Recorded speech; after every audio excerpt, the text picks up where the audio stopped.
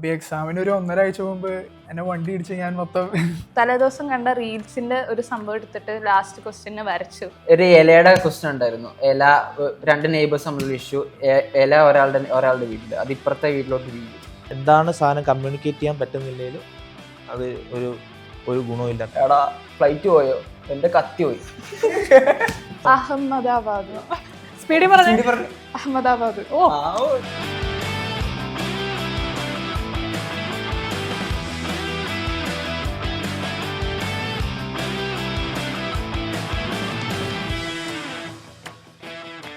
Hello guys, ഞാൻ അനീസ ജബ്ബാർ. ഞാൻ Ernakulam think ഇൻസ്റ്റിറ്റ്യൂട്ടിലെ ഡിസൈൻ ഫാക്കൽറ്റിയാണ്. ഇന്ന് നമ്മുടെ കൂടെയുള്ളത് എറണാകുളം തിങ്ക് ഇൻസ്റ്റിറ്റ്യൂട്ടിൽ നിന്ന് NID UCED ടോപ്പ് റാങ്ക് വാങ്ങിച്ച സ്റ്റുഡൻസ് ആണ്. ഹായ്, ഞാൻ മുഹമ്മദ് റാസി. ഞാൻ ലക്ഷദ്വീപിൽ നിന്ന് വരുന്നത്. ഞാൻ തിങ്ക് റിപ്പീറ്റേഴ്സ് ബാച്ചിലുണ്ടായിരുന്നതാണ്.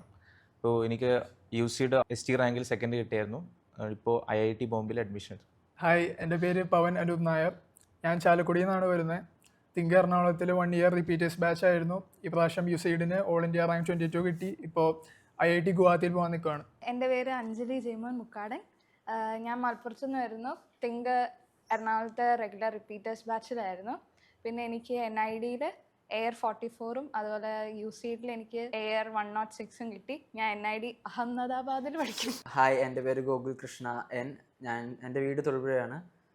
ഞാൻ തിങ്ക് ഇൻസ്റ്റിറ്റ്യൂട്ടിലെ റിപ്പീറ്റേഴ്സ് ബാച്ച് സ്റ്റുഡൻ്റ് ആയിരുന്നു.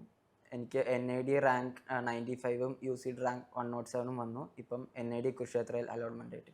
സോ എല്ലാവരും എക്സാം എല്ലാം കഴിഞ്ഞിട്ട് റിലാക്സ്ഡ് ആയിട്ടിരിക്കുവാണല്ലോ. അപ്പം ആദ്യം തന്നെ നമുക്ക് എക്സാമിൻ്റെ എക്സ്പീരിയൻസ്, അതായത് നിങ്ങളിപ്പോൾ പല എക്സാംസ് എഴുതി, നിഫ്റ്റ് എഴുതിയിട്ടുണ്ടാവും, UCED എഴുതിയിട്ടുണ്ടാവും, NID എഴുതിയിട്ടുണ്ടാവും. അപ്പം ഓരോ എക്സാം എങ്ങനെയുണ്ടായിരുന്നു? അതായത് പാടായിരുന്നോ, എളുപ്പമായിരുന്നോ, അങ്ങനെയുള്ള കാര്യങ്ങൾ? അങ്ങനെ വെച്ചാൽ UCED എനിക്ക് അത്ര കുഴപ്പമൊന്നും ഇല്ലായിരുന്നു. പക്ഷേ NIDയും അതുപോലെ തന്നെ പോയി. പക്ഷെ ഞാൻ നിഫ്റ്റ് എഴുതിയില്ല. അപ്പോൾ UCEDൽ എനിക്ക് കുറച്ചുകൂടി കൂളായിട്ട് തോന്നി. എല്ലാ എക്സാംസും ഞാൻ ഭയങ്കര കൂളായിട്ട്, എനിക്ക് ടൈമിന് പ്രശ്നമൊന്നും ഇല്ലായിരുന്നു. NIDക്ക് അതുപോലെ ടൈമിന് പ്രശ്നമൊന്നും ഇല്ലായിരുന്നു. ഞാൻ ഭയങ്കര കൂളായിട്ട് എഴുതി. ടെൻഷനൊന്നും ഉണ്ടായിരുന്നു? ടെൻഷനൊന്നും ഇല്ലായിരുന്നു. ഭയങ്കര കൂളായിരുന്നു. ഭയങ്കര കൂളായിരുന്നു. വേറെ ഒന്നുമില്ല? എന്തെങ്കിലും ഹോൾ ടിക്കറ്റ് എടുക്കാൻ മറന്നു, അങ്ങനെ എന്തെങ്കിലും ഇഷ്യൂസോ? ഞാൻ ഒരു സാധനവും ഉണ്ടായിട്ടില്ല. എനിക്ക് എന്തോ നല്ല എക്സ്പീരിയൻസ് ആയിരുന്നു. ഓക്കെ, എടുക്കുക. എൻ്റെന്ന് വെച്ചാൽ ഈ എക്സാംസ് ജനുവരി തുടക്കത്തിലായിരുന്നു. ഈ NID ആയാലും UCED ആയാലും. അപ്പോൾ ഈ എക്സാമിന് ഒരു 1.5 ആഴ്ച മുമ്പ് എന്നെ വണ്ടി ഇടിച്ച് ഞാൻ മൊത്തം ഇതായി കിടക്കായിരുന്നു. അപ്പോൾ ഭാഗ്യം കൊണ്ടൊരു ആഴ്ചയ്ക്കൊരു ബെഡ് റെസ്റ്റ് ഉണ്ടായി. എന്നിട്ട് ഈ എക്സാംസ് എഴുതാൻ പോയ കാരണം വലിയ ടെൻഷനൊന്നും ഉണ്ടായിരുന്നില്ല. അപ്പോൾ NID എക്സാം കഴിഞ്ഞ് ഇറങ്ങിയപ്പോൾ ഒരു കുഴപ്പമില്ല, അങ്ങനത്തെ ഒരു ഫീലായിരുന്നു. പക്ഷേ UCEDൻ്റെ അന്ന് ഞാൻ നല്ല കോൺഫിഡൻ്റ് ആയിട്ട് തന്നെ പോയത്. പിറ്റേ ദിവസമൊക്കെ പ്ലേലിസ്റ്റൊക്കെ ഉണ്ടാക്കി വെച്ചിട്ടുണ്ടായി, ഏതൊക്കെ പാട്ട് കേട്ടിട്ടാണ് പോകേണ്ടതെന്നുള്ളത് കോൺഫിഡൻസ് കിട്ടാൻ വേണ്ടി. അങ്ങനെയൊക്കെ പോയാണ് UCED എഴുതിയത്. അതുകൊണ്ടായിരിക്കും, ആ സ്ട്രെസ് ഇല്ലാണ്ട് എഴുതിയ കാരണമായിരിക്കാം ചിലപ്പോൾ അത് കിട്ടിയിട്ടുണ്ടാവുക. എക്സാമിന് 3 ആഴ്ച മുന്നേ അവൻ വീഡിയോ കോൾ ചെയ്ത് വെക്കുക. മൂക്കിൽ പ്ലാസ്റ്റർ, ഇവിടെ പ്ലാസ്റ്റർ. അറിയുമ്പോഴത്തേക്കും ഭയങ്കര ഞാൻ ആരും എന്നോട് വിളിച്ചു പറഞ്ഞു പവൻ്റെ ആക്സിഡന്റ്. ഞാനാണെങ്കിൽ പവൻ ആക്സിഡന്റ് ആയോ? ഓ, ആ സമയത്ത് ഞാനിങ്ങനെ വിചാരിക്കും പവൻ പാവം. 3 ആഴ്ച മുന്നെയോ? 3 ആഴ്ച മുന്നേ ആക്സിഡന്റ് 2 ആഴ്ച മുമ്പ്. അവന് വീഡിയോ കോൾ പ്രാങ്ക് ചെയ്യാണ്ട്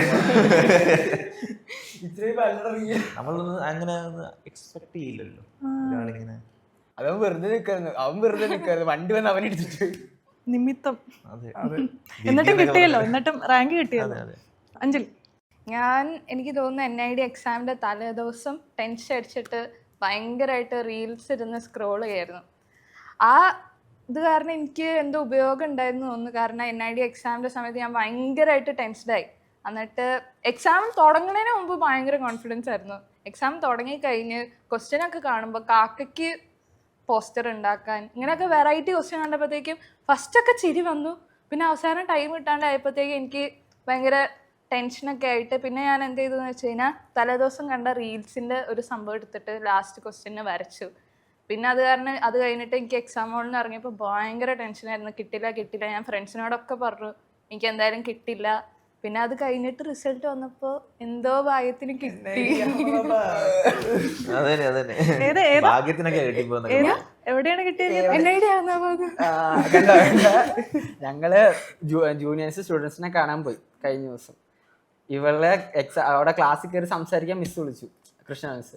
അപ്പൊ കേരളത്തിന് മുന്നേ ഇവൾക്ക് ഞങ്ങൾ ട്രെയിനിങ് കൊടുത്തു അഹമ്മദാബാദ് അവസാനം പറഞ്ഞു ഇപ്പോഴും പറയുന്നുണ്ടോ അഹമ്മദാബാദ്? സ്പീഡിൽ പറഞ്ഞു. അഹമ്മദാബാദ്. എന്റെ വീഡിയോ ഉണ്ട് ഇവള് പഠിപ്പിക്കണേ. അഹമ്മദാബാദ്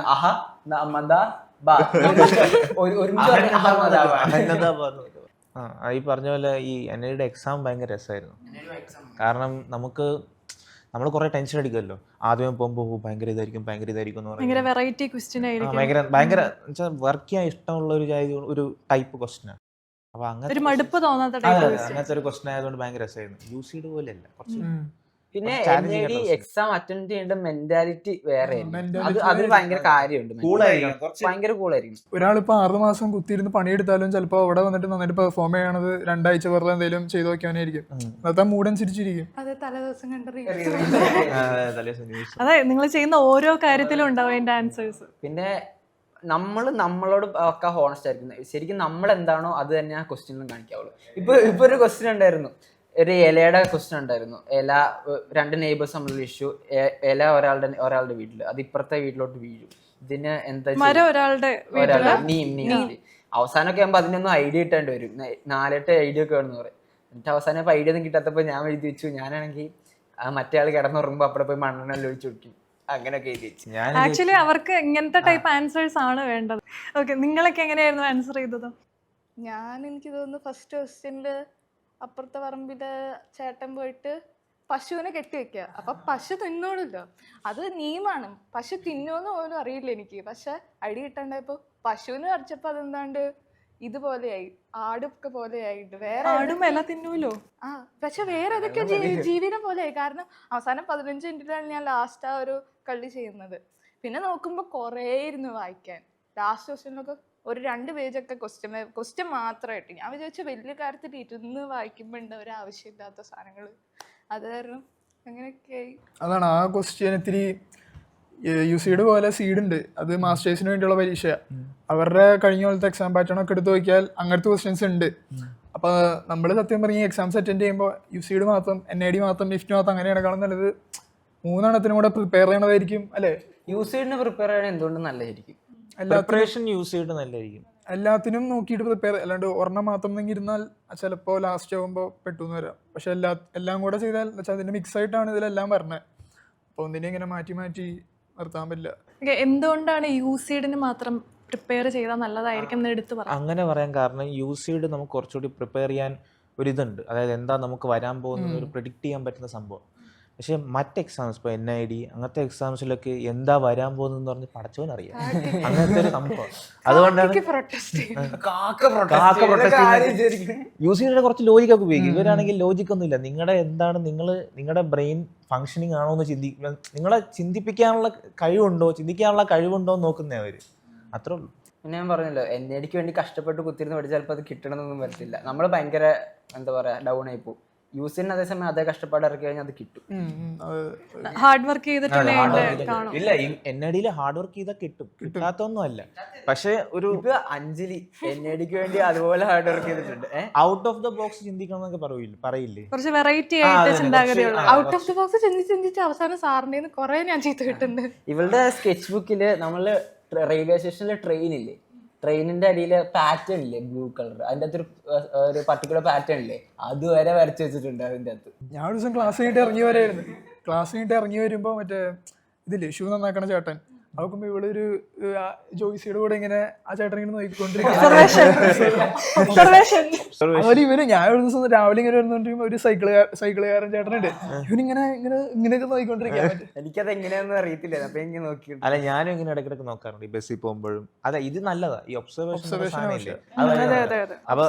വേണ്ടി മാത്രമായിട്ട് ഹോസ്റ്റലിലേക്ക് നടക്കും 2 കിലോമീറ്റർ. അത് വളരെ ഹെൽപ്ഫുൾ ആയിട്ടില്ല. എന്താണ്, ഞാൻ ഇപ്പൊ ചായക്കട ഇരിക്കുമ്പോൾ തന്നെ നമുക്ക് എക്സ്ട്രാസ് ആയിട്ടുള്ള കാര്യങ്ങളൊക്കെ ഇല്ല. ഇപ്പൊ തൂക്കിയിടുന്ന പഴം, പിന്നെ അങ്ങനത്തെ കുറേ പാക്കറ്റ്സ്, പിന്നെ ബോട്ടിലിരിക്കുന്ന സാധനം, പിന്നെ അവിടെ ഒരാൾ സ്മോക്ക് ചെയ്യുന്ന, ഒരാൾ ചായ കുടിക്കുന്നത്, പിന്നെ അപ്പുറത്തിട്ടായിരുന്നു സമൂസ കഴിക്കുന്നത്. അപ്പോൾ അതൊക്കെ നമ്മളിങ്ങനെ ഒബ്സർവ് ചെയ്ത് മൈന്യൂട്ട് കാര്യങ്ങളൊക്കെ ഒബ്സർവ് ചെയ്ത് വരുമ്പോഴത്തേക്ക് നമുക്ക് നമ്മുടെ ഒരു പിക്ചർ ഉണ്ടല്ലോ, അത് ഡീറ്റെയിൽഡ് ആയി പോകും. കുറച്ചുകൂടി നല്ലതായിരിക്കും. നമുക്ക് ആ ഒബ്സർവേഷനിൽ കിട്ടുന്നത് നമുക്ക് ആ ഒരു ഡീറ്റെയിൽ നമുക്ക് അവിടെ ഇടാൻ പറ്റും. അപ്പോൾ അത് നല്ലതാണ്. ലൈഫ് സ്കെച്ചിന്റെ ഇമ്പോർട്ടൻസ് പറയണേ. ഇപ്പൊ അവിടെ ഇരുന്ന് ലൈഫ് സ്കെച്ച് ചെയ്യുമ്പോൾ നമ്മൾ ഓരോ സാധനം വരച്ച് പഠിക്കുക എന്നാണ് പറയാം. ഇപ്പൊ ആദ്യം ഒരു ചായക്കട വരയ്ക്കാൻ പറഞ്ഞാൽ ഞാൻ നോർമൽ ആയിട്ടുള്ള ഒരു ചായക്കട പഠിക്കും.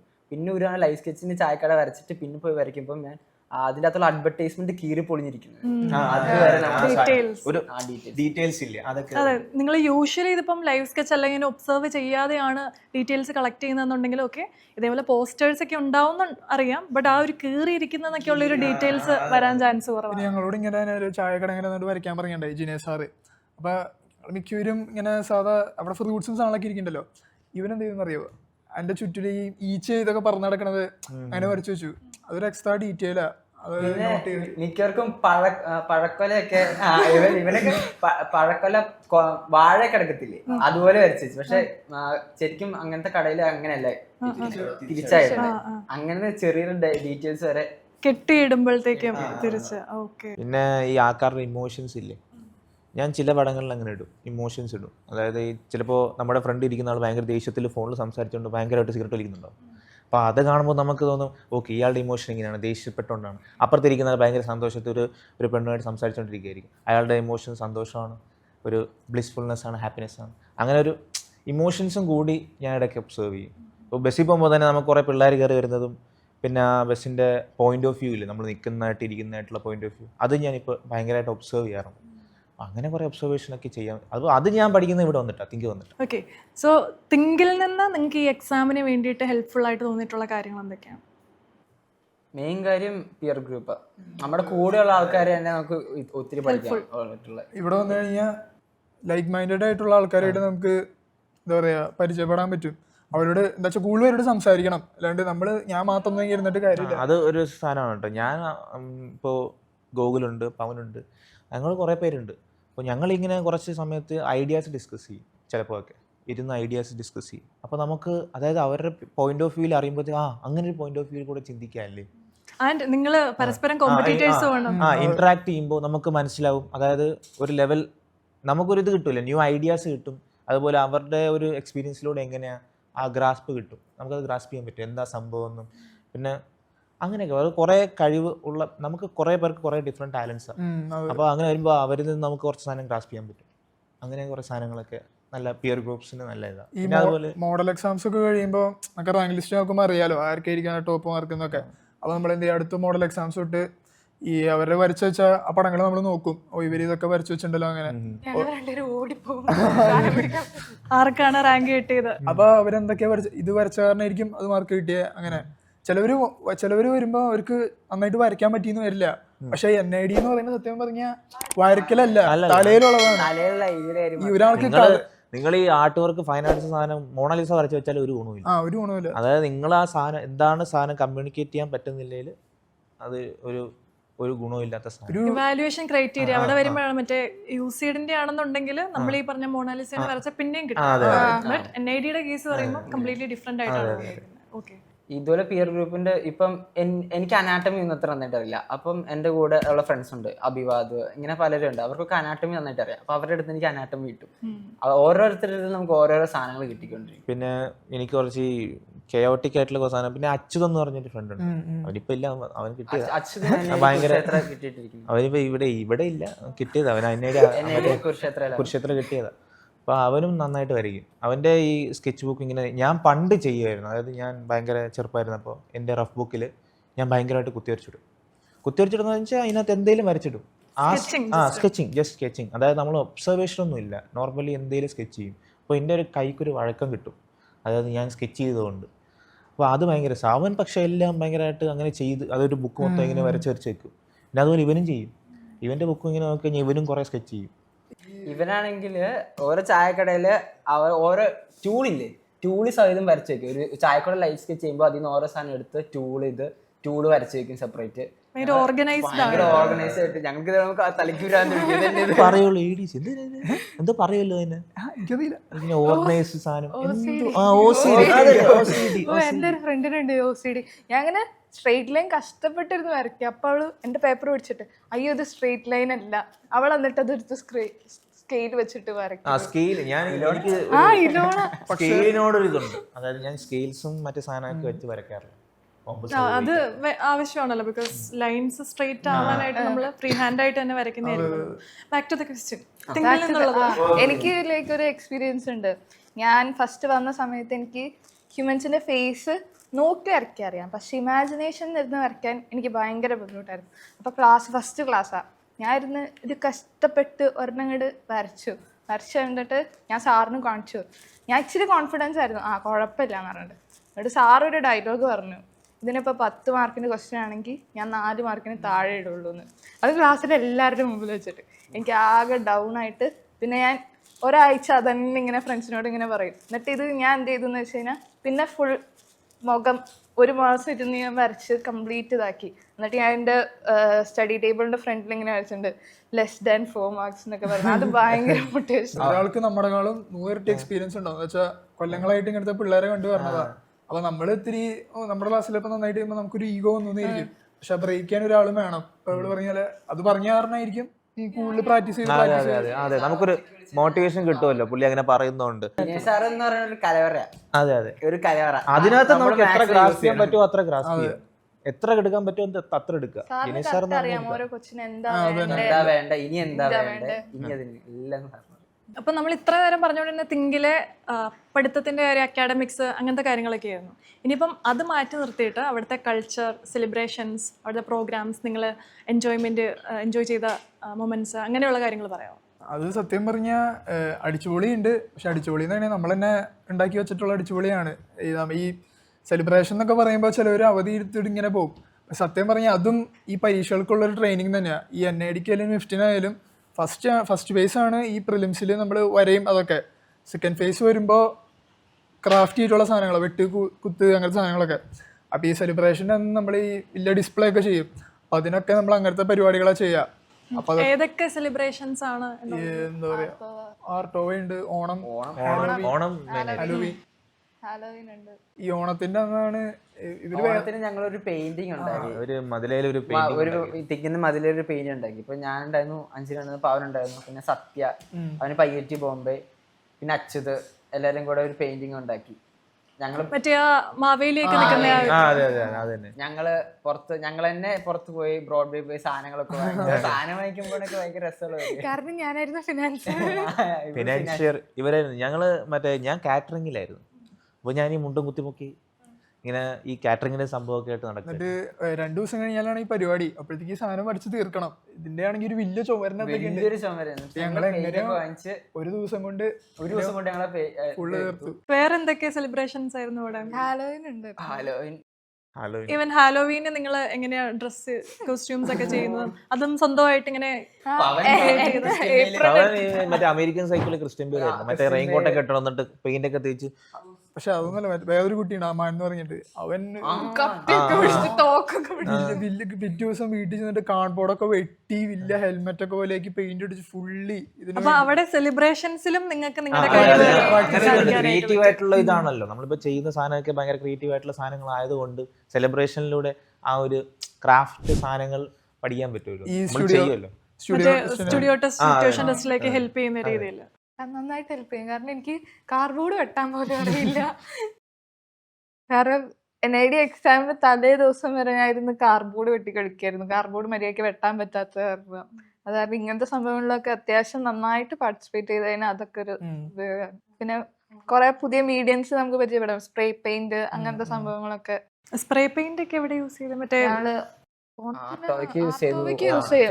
ആർട്ടോവ എന്താണെന്ന് അത് സത്യം പറഞ്ഞാൽ എല്ലാം തിങ്കിന്റെയും ബ്രാഞ്ചുകളും തമ്മിലൊരു കോമ്പറ്റീഷനാ. ഒരു തീം തന്നിട്ടുണ്ടാവും. അപ്പോൾ ഓരോ ബ്രാഞ്ചുകാരും അവരവരുടേതായ വലിയൊരു 3D മോഡൽ ഇങ്ങനെ ഉണ്ടാക്കിയിട്ടുണ്ടാവും, വലിയ സ്കെയിൽഡ് ആയിട്ട് ഇൻസ്റ്റലേഷൻസ് പോലെ. അപ്പൊ അതിന്റെ അതും ഒരു കോമ്പറ്റീഷന്റെ പോലെ ഞങ്ങള് കണക്കാക്കണേ. ബ്രാഞ്ചസ് തമ്മിലുള്ള ഒരു ശരിക്കും ഇതിന്റെ അകത്ത് ആർട്ട് റിലേറ്റഡ് ആയിട്ടുള്ള സാധനം മാത്രമല്ല, ഇപ്പൊ വീഡിയോ എഡിറ്റ് ചെയ്യുന്ന പിള്ളേർക്ക് അതിലോട്ട് വരും. ഇപ്പൊ ഇതിന്റെ വീഡിയോ എടുക്കുന്ന ഫോട്ടോസ് എടുക്കുന്ന തന്നെ പിള്ളേർ തന്നെ. അപ്പൊ അതിന്റെ വീഡിയോ എഡിറ്റിംഗ് ആയിട്ട് സ്കില്ലുള്ളവര് അതിലോട്ട് പോകും. ഓരോരോ സ്കില്ലിനനുസരിച്ച് ഓരോരോ സ്പേസിലോട്ട് പോകും. ഡിസൈൻ എന്ന് പറഞ്ഞാൽ എല്ലാം ഉണ്ട്, എല്ലാം അറിഞ്ഞിരിക്കണം നമ്മള്. ഈ എക്സാമിനെ പ്രിപ്പയർ ചെയ്യുമ്പോഴും നമ്മള് വര മാത്രമൊന്നല്ല, നമ്മള് പല ജോലിക്കാര് അവരവരുടെ ഫീൽഡിൽ എന്തൊക്കെയാ ചെയ്യണേ വെച്ചാൽ അതൊക്കെ റിലേറ്റഡ് ആയിട്ടായിരിക്കും ക്വസ്റ്റ്യൻ വരാൻ പോണേ. ഒരു ഡിക്ഷണറി പോലെ എല്ലാം അറിഞ്ഞിരിക്കണം സത്യം പറഞ്ഞാൽ. പല കാര്യങ്ങളിലും നിങ്ങൾക്ക് ഇപ്പം ഡിസൈൻ പഠിക്കാനായിട്ട് വന്നിട്ട് ഡ്രോയിങ് ആ ഡിസൈനിങ് മാത്രമല്ലാതെ എക്സ്പീരിയൻസസ് ഒരുപാട് കിട്ടിയിട്ടുണ്ട്. ഒരു കൊല്ലം പ്രിപ്പയർ ചെയ്യണമെങ്കിൽ ഞാൻ ഒരു പരീക്ഷയ്ക്ക് പ്രിപ്പയർ ചെയ്യണ പോലെ അല്ല പ്രിപ്പയർ ചെയ്യേണ്ടത്. ഒരു ഞാനൊരു വേറെ ഡിസൈനറാണ്. വേറെ സംഭവമല്ലേ, അതായത് നമ്മൾ ജെയ്ക്ക് ചെയ്യുന്ന പോലെ അല്ലല്ലോ ഇതിൽ ചെയ്യുന്നത്. നമ്മൾ ഒരു ആർട്ട് റിലേറ്റഡ് ആയിട്ടുള്ള മോർ ഓഫ് കുറച്ചുകൂടി ക്രിയേറ്റീവ് സ്പേസിലോട്ടല്ലേ പോകേണ്ടത്. ആ ഒരു എക്സാം ടൈപ്പ് അല്ലേ ഇത്. അപ്പോൾ ഞാൻ ആദ്യം വന്നപ്പോൾ ഞാൻ വിചാരിച്ചു ഓക്കെ എങ്ങനെയായിരിക്കും, വെറും വര മാത്രമാണോ. അപ്പോൾ പിന്നീടാണ് മനസ്സിലാക്കിയത് ഇങ്ങനൊരു സംഭവമുണ്ട്, ക്രാഫ്റ്റ് എന്നുള്ള സാധനമുണ്ട്. ഈ ക്രാഫ്റ്റ് ആണെങ്കിൽ എനിക്ക് ഒരു ഒന്നും അറിയത്തില്ല. ഞാനാണെങ്കിൽ ഇരിക്കുമ്പോൾ ആ ഒരു ക്യൂബ് ഉണ്ടാക്കാൻ ഉണ്ടാവുമല്ലോ ഈ മറ്റേ ഇത് വെച്ചിട്ട് പേപ്പർ വെച്ചിട്ട്, അത് ഞാൻ ഉണ്ടാക്കാൻ വേണ്ടി ഞാൻ ഒരു ക്ലാസ് ഫുള്ള് ഞാൻ ഇരുന്ന് ഉണ്ടാക്കിയത്. ഞങ്ങളൊരു പേപ്പർ അടക്കാൻ വേണ്ടി ഒരു ദിവസം ഞങ്ങള് എന്നെ പ്രിലിംസ് ക്ലിയർ ചെയ്തു നല്ല റാങ്ക് ഒക്കെ ഉണ്ട്, അഹമ്മദാബാദ് പോവാം. അങ്ങനെയൊക്കെ വന്നിരുന്നത്തേക്ക് ക്രാഫ്റ്റ് തുടങ്ങി. എനിക്കൊരു പേപ്പർ മടക്കാൻ പോലും അറിയാൻ മേല. പേപ്പർ മടക്കാന് കട്ട് മടക്കാൻ, ചെയ്യാന് പിന്നെ നമുക്ക് predict ചെയ്യാൻ പറ്റാത്ത സാധനങ്ങളല്ലേ അവർ തരുന്നേ. ചിലവർക്ക് ഇത്തിരി വരയിലായിരിക്കും ഇതിനുള്ള ഇല്ല, ചിലർക്ക് ഇതിലായിരിക്കും. ചിലവർക്ക് ഞാൻ എന്റെ പേപ്പറൊന്നും മടങ്ങാണ്ട് ഇങ്ങനെ പറഞ്ഞിരിക്കുമ്പോ അപ്പുറം നോക്കുമ്പോ ഒരുത്തൻ അത് വെച്ചിട്ട് വലിയ സാധനങ്ങൾ ഉണ്ടാക്കി വിൽക്കാൻ പാകത്തിനൊക്കെ ആയിരിക്കും വെച്ചേക്കണേ. അതുപോലെ ആയിരിക്കും. അപ്പൊ ഇൻസ്പിറേഷൻ ഒക്കെ എടുത്ത് അപ്പൊ ഞാൻ മിസ് എന്നെ കൊണ്ട് ഇത് പറ്റത്തില്ല, ഞാൻ ഇറങ്ങി പോവാ, എനിക്കിത് തീരെ പറ്റില്ല എന്നൊക്കെ പറയും. NID studio test mains exam എഴുതാൻ പോയ എക്സ്പീരിയൻസ് ഒന്ന് ഷെയർ ചെയ്യാം ഓരോരുത്തരും. ഞങ്ങള് ആദ്യം ബാംഗ്ലൂരൊക്കെ പോകാൻ ഓർത്തായിരുന്നേ, ഹിന്ദി ഇഷ്യൂ ബാംഗ്ലൂരൊക്കെ പോകാൻ ഓർത്തിരുന്നു. അത് കഴിഞ്ഞപ്പം മിസ് പറഞ്ഞു കുരുക്ഷേത്ര പോയി നോക്കൂല്ലേ നോക്കിയിട്ട് പറഞ്ഞു. അപ്പൊ കുരുക്ഷേത്ര ഇന്ത്യയുടെ ഏറ്റവും മുകളില്. ഞങ്ങളിപ്പം വന്ന ആൾക്കാർക്ക് കുരുക്ഷേത്രം ഞാൻ പറഞ്ഞു എന്റെ കൂടെ ഞങ്ങള് 13-12 പേരെ എങ്ങനെ ഉണ്ടായിരുന്നു. ഞാൻ വിളിച്ചിട്ട് അച്ഛനും ആദിത്തും ഞങ്ങൾക്ക് വിളിച്ചിട്ട് പറഞ്ഞു എടാ നമുക്ക് കുരുക്ഷേത്ര സെറ്റ്, നീ കുരുക്ഷേത്ര അല്ലേ, ഞാൻ വന്ന കുരുക്ഷേത്ര. എന്നിട്ട് കുരുക്ഷേത്ര സെലക്ട് ചെയ്ത് കഴിഞ്ഞപ്പോഴത്തേക്കാണ് കുരുക്ഷേത്ര എവിടെയാ ഒരുത്തൻ പറയാണ് ബാംഗ്ലൂരിന്റെ തൊട്ടപ്പുറത്തല്ലേ.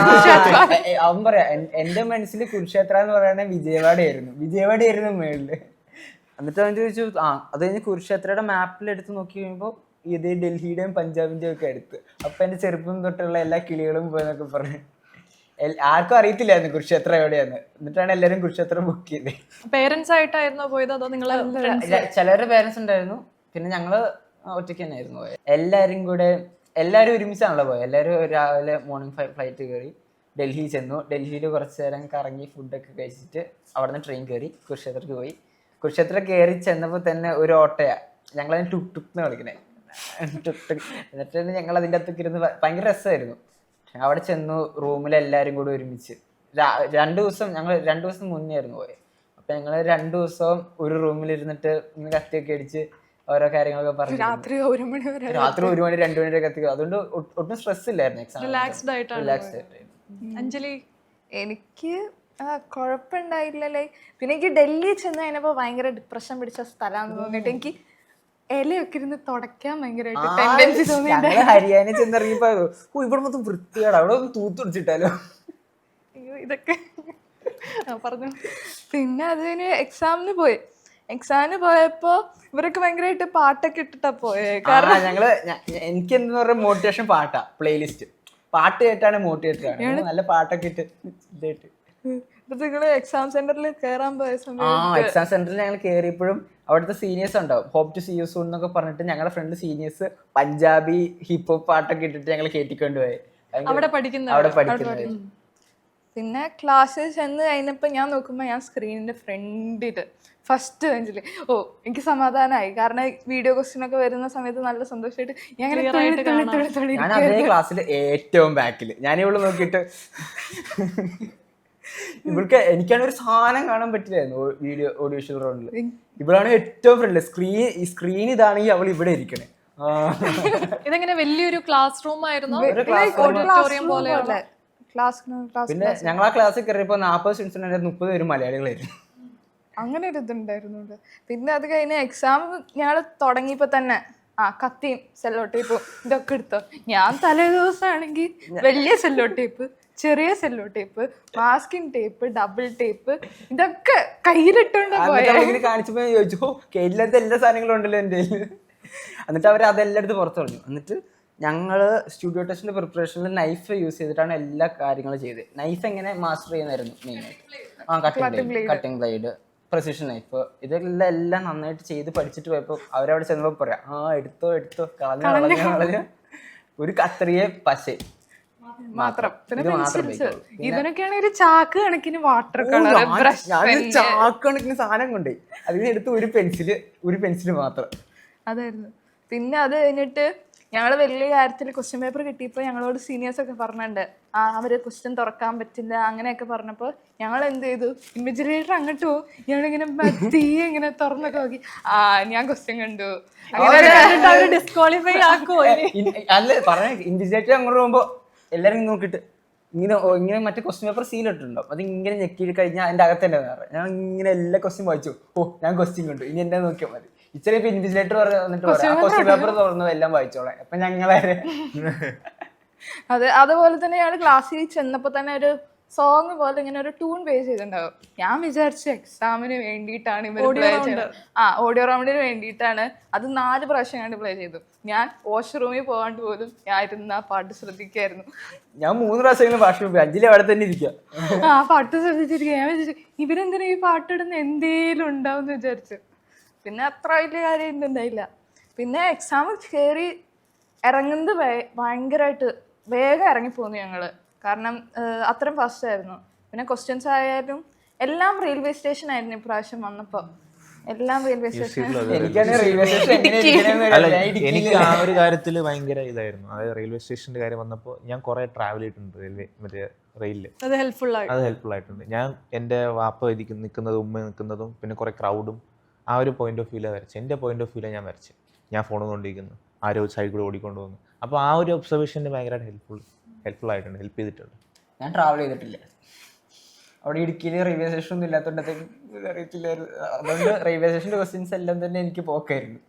But still manage to qualify. അത് ഞാൻ എവിടെയും കിട്ടില്ലെന്നായിരുന്നു ഓർത്തിരുന്നത്. കാരണം എന്താ വെച്ചാൽ എൻ്റെ 3D മോഡൽ ഒടിഞ്ഞു പോകുന്നു. എൻ്റെ എല്ലാ സ്ട്രക്ചറും പെർഫെക്റ്റ് ആയിരുന്നു, എല്ലാം പക്കയായിട്ട് വന്നുകൊണ്ടിരിക്കുകയായിരുന്നു. 1 മണിക്കൂറായിരുന്നു സമയം, 75 മിനിറ്റ് ആയിരുന്നു സമയം. അവസാനത്തെ 5 മിനിറ്റ് കഴിയുമ്പോൾ ഞാൻ എൻ്റെ ഒരു സാധനം കയറ്റാൻ നേരത്തെ മൊത്തം ഒടിഞ്ഞു. അത് 3D മോഡൽ. ആ ക്വസ്റ്റ്യൻ എന്തായിരുന്നു ക്വസ്റ്റ്യൻ? വിൻമിൽ ഉണ്ടാക്കാന്ന്. പക്ഷെ വിൻമിൽ ഉണ്ടാക്കാൻ തന്ന മെറ്റീരിയൽസ് കുറച്ച് വെറൈറ്റി ആയിരുന്നു.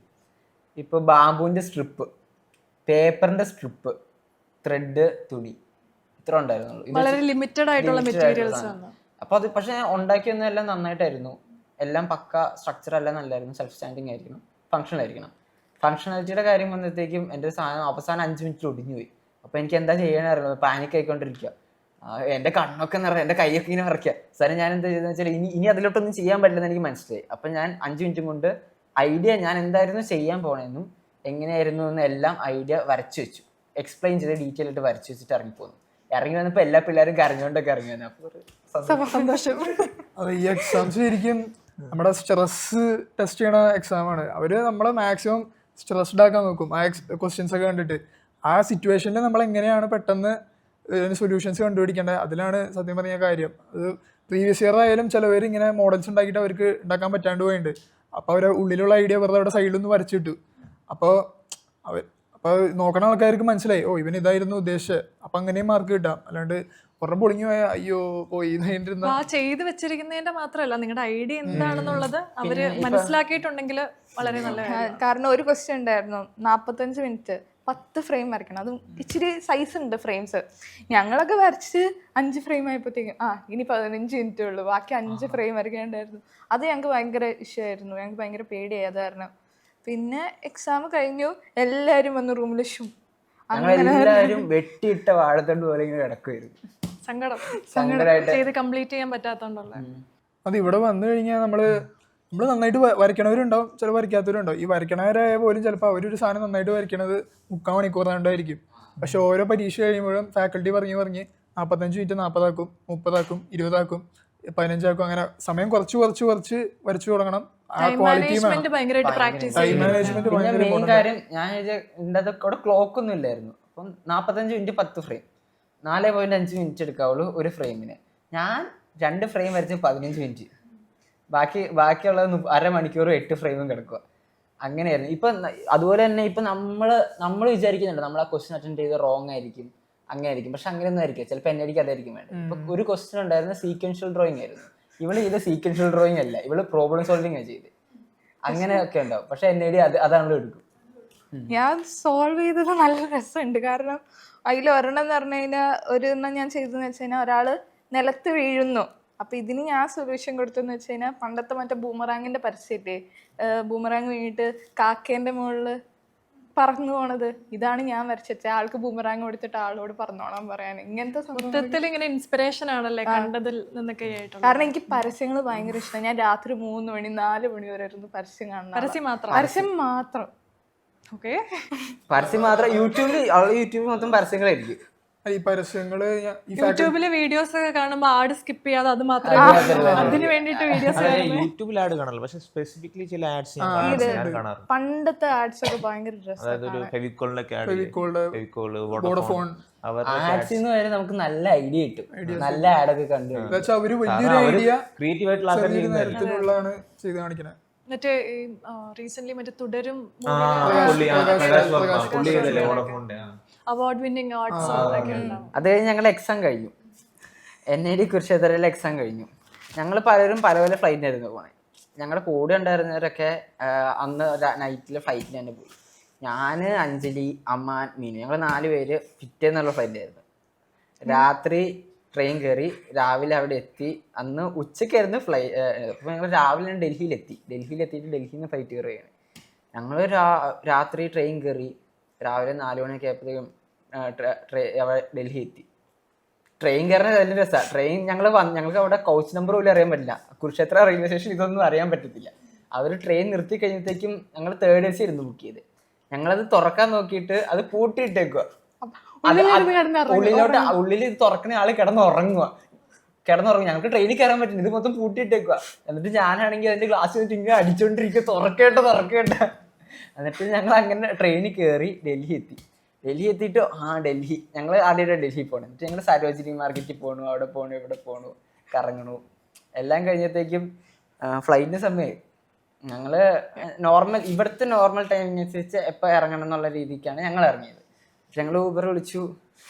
എന്നിട്ട് ഞങ്ങൾ എത്തണില്ല, ട്രാഫിക് ബ്ലോക്കാ. നോക്കുമ്പോ ഊബറായിട്ട് ചേട്ടാ ഫ്ലൈറ്റ് മിസ്സാവും. ഞാൻ 60 പോകത്തില്ല. 60 കൂടുതൽ. എനിക്കൊക്കെ ദേഷ്യം വന്നു. ബാക്കി ആൾക്ക് മലയാളം അറിയാത്തത്. അഞ്ജലിയൊക്കെ ഞാൻ ഇയാൾക്ക് പൈസ കൊടുക്കത്തില്ല, ഇയാൾ എന്നെ അവിടെ കിട്ടില്ല, ഞാൻ പൈസ കൊടുക്കത്തില്ല. എന്നിട്ട് പുള്ളി എനിക്ക് 60 പോകത്തില്ല. എന്നിട്ട് അമ്മ പറയാം, കഷ്ടകാലത്ത് ഇങ്ങനെയുള്ള ഡ്രൈവറിനെയാണല്ലോ നമുക്ക് കിട്ടി. ഞങ്ങൾ അവിടെ എത്തിയപ്പോഴത്തേക്കും ഇനി 15 മിനിറ്റും കൂടെ ഉള്ളൂ ബോർഡിങ്ങിന്. ഞങ്ങൾ ഓൾറെഡി ലേറ്റ് ആയി. എന്നിട്ട് ഞങ്ങൾ കയറി അവിടെ ക്യൂ നിൽക്കുന്ന ഒരു ഫ്രണ്ടിലൊക്കെ പോയി കെഞ്ചി ഞങ്ങളൊന്ന് കയറ്റി എടുക്കും, ഫ്ലൈറ്റ് പോകുന്നൊക്കെ പറഞ്ഞു. അവിടെ കയറി കഴിഞ്ഞപ്പോഴത്തേക്കും ഞങ്ങളുടെ ലഗേജ് ഉണ്ടാവുമല്ലോ, അതിൻ്റെ അകത്താണ് ഈ NIDയുടെ നൈഫും സിസേഴ്സും എല്ലാം വെച്ചേക്കണേ. അതൊന്നും കയറ്റി പോകാൻ പറ്റില്ല. അപ്പോൾ ഞങ്ങളടുത്ത് പറഞ്ഞു ബോർഡിങ് കഴിഞ്ഞു, അപ്പോൾ പിന്നെ ഇനി ക്യാരി ചെയ്യാനേ പറ്റത്തുള്ളൂ. ക്യാരി ചെയ്യാന്ന് പറഞ്ഞിട്ട് ഞങ്ങൾ അതെല്ലാം എടുത്തുകൊണ്ട് പോയി കഴിഞ്ഞിട്ട് അവിടെ റോളർ സ്റ്റക്കായിട്ട്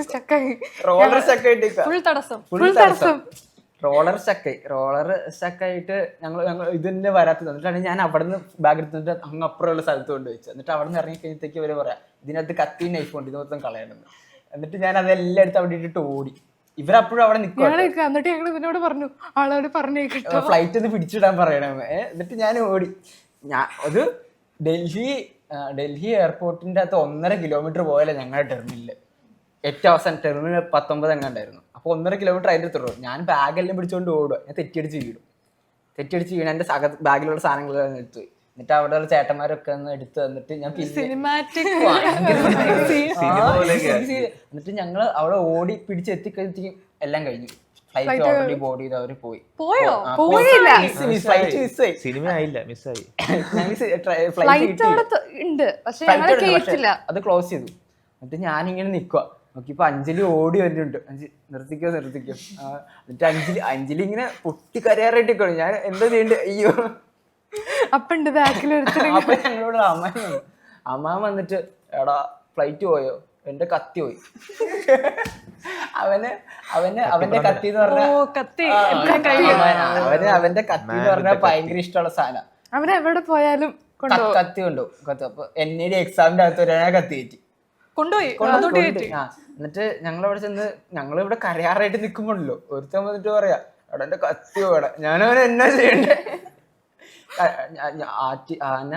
ആറ്റി നോറ്റി കൊണ്ടുകിടന്നൊരു കത്തി, അതും പോയി. ഇനി എന്നെ എന്നാ ചെയ്യുന്ന പറഞ്ഞു. ഇവിടെ ഫ്ലൈറ്റ് മിസ് ആയിട്ട് കത്തി പോയ കാര്യം പറയാ. നിങ്ങൾ എന്താ എന്നിട്ട് വേറെ ഫ്ലൈറ്റ്? ഞങ്ങൾക്ക് ഹിന്ദി പോലും മര്യാദക്ക് അറിയത്തില്ല. ഞങ്ങളാണെങ്കിൽ എയർലൈൻ മാനേജറിന്റെ കെഞ്ചോ ബൈ ബൈ എന്നൊക്കെ പറഞ്ഞു. അപ്പൊ ഞങ്ങൾ നോക്കുമ്പോ ഞങ്ങളെ പുറത്തേക്ക് കൊണ്ടുവന്നു. അപ്പൊ ഞങ്ങളെ ഡൽഹിയിൽ ഇറക്കി വിടാൻ ഞങ്ങൾ പുറത്തോട്ട് കൊണ്ടുപോവാം. ഇത് എയർപോർട്ടിന് പുറത്തിറങ്ങാനുള്ള സാധനമൊക്കെ ഞങ്ങൾ കൊണ്ട് എഴുതി വാങ്ങിപ്പിച്ചു. അപ്പൊ ഞങ്ങൾ എല്ലാം കഴിഞ്ഞു. എന്നിട്ട് എയർലൈൻ മാനേജറെ കണ്ടപ്പോൾ ഞങ്ങൾ അവിടെ നിന്ന് കെഞ്ചുക, ഏതെങ്കിലും ഫ്ലൈറ്റ് കിട്ടും ഞങ്ങളുടെ കാരണം കൊണ്ട് പട്ടി വാങ്ങണ പോലെ ഇടന്ന് മോങ്ങുക. എന്തെങ്കിലും ചാൻസ് ഉണ്ടോ? ഞങ്ങളുടെ കാരണം കൊണ്ടല്ല, ഞങ്ങളുടെ കാരണം കൊണ്ടാ. പക്ഷെ ഞാൻ പറയാം, അവിടെ റോളർ സ്റ്റക്ക് ആയതുകൊണ്ടാണ് ഞങ്ങൾക്ക് കിട്ടാത്തത്, നിങ്ങളുടെ കുഴപ്പമാണ് അങ്ങനെയൊക്കെ പറഞ്ഞ അവസാനം ഞങ്ങൾക്ക് ഫ്ലൈറ്റ് കിട്ടി. അത് പൂനെ ചെന്ന് 6 മണിക്കൂർ എടുക്കും. എന്നിട്ട് ഞങ്ങൾ പൂനെ പുറത്തിറങ്ങിയിട്ട് അവിടെ പോയി ഫുഡ് കഴിച്ചു. എന്നിട്ട് ഞങ്ങൾ പിന്നെ 6 മണിക്കൂർ അവിടെ കിടന്നിട്ട് കയറി വേറെ ഫ്ലൈറ്റ്. ഭയങ്കര. എന്നിട്ട് അഞ്ജലി ഞങ്ങൾ കഴിഞ്ഞ എക്സ്ട്രാ 3000 കൂടെ അവർ വാങ്ങിച്ചു. അഞ്ജലിയൊക്കെ ഇത്രയൊക്കെ നടന്നിട്ട് ഇനി എന്നേടി എങ്ങാനും കിട്ടിയില്ലെങ്കിൽ എന്തായാലും നന്നായി, ഇപ്പൊ കിട്ടിയില്ല, സന്തോഷം. കാരണം ഫ്ലൈറ്റ് മിസ്സായി കഴിഞ്ഞാൽ പിന്നെ എല്ലാം നെഗറ്റീവ്. ട്രെയിൻ മിസ്സാവണം, ബസ് മിസ്സാവണം, എല്ലാം നെഗറ്റീവ് വരുന്നത് ഇങ്ങോട്ട്. പവൻ വേറെ നിങ്ങളുടെ കൂടെ ആയിരുന്നല്ലോ, വേറെ സ്ഥലത്തല്ലായിരുന്നു? ഞാൻ ഒറ്റത്തടി ഞാൻ മറ്റേ UCD റിസൾട്ട് വന്നിട്ടുണ്ടായി. അപ്പോൾ IIT ഗുവാഹത്തി ഇരിക്കുന്ന ഒരു ചെറിയൊരു ഊഹം ഉണ്ടായി. അപ്പോൾ ഞങ്ങളുടെ ഒരു ഫാക്കൽറ്റി ഉണ്ട്, റസാഖ് സാറിനായിട്ട്. ആള് NID ആസാമിൽ നിന്ന് ഗ്രാജുവേറ്റ് ആക്കണം പുള്ളിയാണ്. അപ്പോൾ ആളോടൊക്കെ ചോദിച്ചപ്പോൾ NID ആസാം കുഴപ്പമില്ല, നല്ല സ്ഥലമാണ് എന്നൊക്കെ പറഞ്ഞു. അപ്പം ഞാൻ ഇവരൊക്കെ കുരുക്ഷേത്രത്തിൽ പോകണമെങ്കിൽ ഞാനൊന്ന് വെറുതെ ആസാമിലേക്കൊന്ന് പോയേക്കാമെന്ന് വിചാരിച്ചു. അപ്പോൾ ആസാം ഇങ്ങനെ T ഷേപ്പ് ആയിട്ടിരിക്കണേ. അപ്പോൾ എൻ്റെ ഏറ്റവും അറ്റത്താണ് ഈ ജോർഹട്ട് NID, ഈ അറ്റത്താണ് ഗുവാഹട്ടി.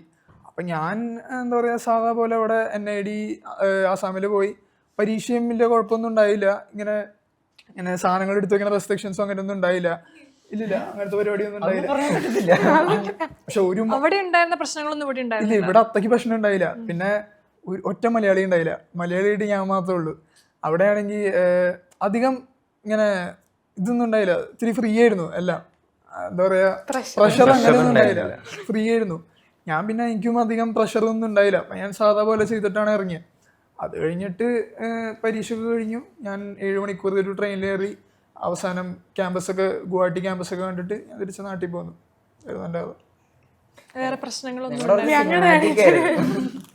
ഒരു സിനിമ എടുക്കാനുള്ള സിനിമാറ്റിക് ആവില്ല, ഫ്ലൈറ്റ് മിസ് ആയി പോയി. അതെ, ക്ലൈമാക്സിൽ എന്തായാലും ഫ്ലൈറ്റിൽ കയറണമായിരുന്നു, എന്നാലേ സിനിമാറ്റിക് ആവുള്ളൂ. ഓക്കെ, അപ്പം റിസൾട്ട് വന്നപ്പോൾ നിങ്ങളുടെ റിയാക്ഷൻ അല്ലെ എക്സ്പീരിയൻസ് എന്തായിരുന്നു? ഞാൻ അങ്ങനെ UCD അങ്ങനെ ഇൻട്രസ്റ്റഡ് ഒന്നും അല്ലായിരുന്നു സത്യം പറഞ്ഞാൽ. അപ്പോൾ റിസൾട്ടിന് വേണ്ടി റിസൾട്ടിൻ്റെ ഡേറ്റ് വന്നു, ഏതോ ഗൂഗിളിൽ കണ്ടപ്പോൾ ഞാൻ പിന്നെ കയറി നോക്കി. ആദ്യം എനിക്ക് അറിഞ്ഞില്ലായിരുന്നു കേട്ടോ. ഞാൻ കയറി നോക്കാൻ പോകുമ്പോൾ മിസ് വിളിച്ച് പറയുന്നു, എടാ നീ കയറി നോക്കിയാ? അപ്പോൾ എന്താ, ഒരു ദിവസം മുമ്പാണ് വന്നേ. ഞാൻ പിറ്റേ ദിവസം നോക്കുമ്പോൾ റിസൾട്ട് വന്നു, റാങ്ക് വന്നു, ST റാങ്ക് 2. പറഞ്ഞു ഓക്കെ, കിട്ടി അങ്ങനെ രീതിയിലായിരുന്നു. പക്ഷേ ഓക്കെ ആയിരുന്നു. ഓക്കെ, പവൻ എൻ്റെ UCD എഴുതി കഴിഞ്ഞപ്പോൾ ഞാൻ 12th UCD എഴുതിയിട്ടുണ്ടായി. ഞാൻ ക്വാളിഫൈ പോലും ഇല്ല. അപ്പോൾ ഈ കൊല്ലം പ്രിപ്പയർ ചെയ്തിട്ടുണ്ടായി അത്യാവശ്യം നന്നായിട്ട്. അപ്പോൾ എക്സാം കഴിഞ്ഞപ്പോൾ അമ്മയോട് ഞാൻ പറഞ്ഞിട്ടുണ്ടായി, എന്തൊക്കെ ചെയ്ത പോലെ തോന്നുന്നുണ്ട്. എക്സാം കഴിഞ്ഞപ്പോഴും എനിക്ക് ഇത്തിരി സന്തോഷമൊക്കെ ഉണ്ടായി. എന്നിട്ട് സാധാ എല്ലാം കഴിഞ്ഞ് ഞാൻ എക്സാമൊക്കെ കഴിഞ്ഞല്ലോ. പിന്നെ ഞാൻ അറിഞ്ഞു ഏതോ ഒരു ദിവസം ഏപ്രിൽ 7-ാം തീയതി എന്നാണ്ട് എൻ്റെ റിസൾട്ട്, ഏപ്രിലല്ല മാർച്ച് എപ്പോഴും റിസൾട്ട് വരുമെന്ന് അറിഞ്ഞു. അപ്പോൾ ഞാൻ സാധാ പോലെ കിടന്നുറങ്ങി. അപ്പോൾ രാത്രി 12 മണിയായി.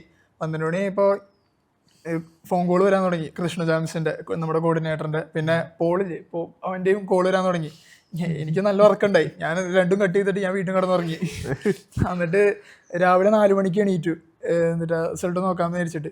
അപ്പം ഞാൻ എൻ്റെ മുറിയിൽ ഒറ്റയ്ക്ക് പോയേ. അമ്മ അത് കണ്ടു. അപ്പം അമ്മ അനിയനെയും കൂട്ടിക്കൊണ്ടുവന്നു രാവിലെ 4 മണിക്ക് റിസൾട്ട് നോക്കാൻ. എന്നിട്ട് ലാപ്ടോപ്പിൽ വെറുതെ ഞാൻ ഇങ്ങനെ അടിച്ചു നോക്കി. അമ്മയ്ക്കാണെങ്കിൽ ഭയങ്കര, എൻ്റെ ടെൻഷൻ അമ്മയ്ക്കാണ്. അമ്മയ്ക്ക് ഇങ്ങനെ ഇരിക്കുക. എന്നിട്ട് അടിച്ചു നോക്കി. ഇപ്പോൾ ഓൾ ഇന്ത്യ റാങ്ക് 22 എന്നുണ്ട്. ഞാനപ്പോൾ ഇങ്ങനെ വെറുതെ കാണിച്ചു. അനിയനാണെങ്കിൽ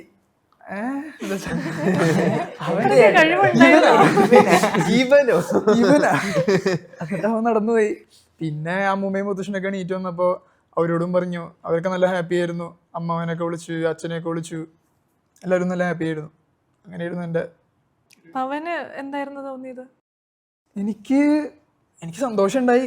പക്ഷെ ഞാനിങ്ങനെ ഇല്ല എങ്ങനെയൊന്നും കാണിക്കാൻ പോയില്ല. ഇങ്ങനെ കുറച്ച് സമയം എടുത്തു, അതാണോ? അങ്ങനെയല്ല, ഞാൻ കിട്ടി. ഓക്കെ, നമ്മൾ ചെയ്ത പണിക്ക് നമുക്ക് റിസൾട്ട് കിട്ടി. അപ്പോൾ അതിൻ്റെ ഒരു ഇതില്ല, ഞാൻ അധികം ഒക്കാനൊന്നും പോയില്ല. കിട്ടി അങ്ങനെ. അല്ല, വലിയവരൊക്കെ ഇത് പറയുകയാണെങ്കിൽ ഓക്കെ താങ്ക് യു അങ്ങനെ. അങ്ങനെ ചിലർ പറഞ്ഞിട്ടുണ്ട്, ഓക്കെ നന്നായിട്ടുണ്ട് നിനക്ക് കിട്ടിയല്ലോ. അങ്ങനെ അഞ്ജലി. എനിക്ക് യൂസീഡിൻ്റെ റിസൾട്ട് വന്നപ്പോൾ ഞാൻ രാത്രിയൊക്കെ നീറ്റിരുന്നു. കാരണം എനിക്ക് എക്സാം കഴിഞ്ഞപ്പോൾ എനിക്ക് ഭയങ്കര സന്തോഷമായിരുന്നു. കാരണം ഞാൻ ഫസ്റ്റ് ടൈം എഴുതിയപ്പോൾ എനിക്ക് 1 മാർക്കിനാണ്, ഒരു മാർക്കല്ല 0.3 മാർക്കിനാണ് ഞാൻ ഡിസ്ക്വാളിഫൈ ആയത്. അപ്പോൾ എനിക്ക് ആ സമയത്ത് ഭയങ്കര വാശിയായിരുന്നു, ഈ പ്രാവശ്യം എന്തായാലും കയറണം എന്ന് പറഞ്ഞിട്ട്. അപ്പോൾ നോക്കിയപ്പോൾ എനിക്ക് ഓൾ ഇന്ത്യ റാങ്ക് 106 ഉണ്ട്. പക്ഷേ എനിക്ക് ഭയങ്കര സങ്കടമായി. കാരണം അയ്യോ ഞാൻ IDC നോക്കുമ്പോൾ ഇത് കിട്ടില്ലല്ലോ എന്ന് വെച്ചിട്ട് ഞാൻ ഭയങ്കര സങ്കടമായിട്ട് പിന്നെ മിസ്സ് വിളിച്ചപ്പോൾ മിസ്സിന് ഞാൻ കരഞ്ഞു, അയ്യോ മിസ് എനിക്ക് കിട്ടിയില്ല എന്ന് പറഞ്ഞിട്ട്.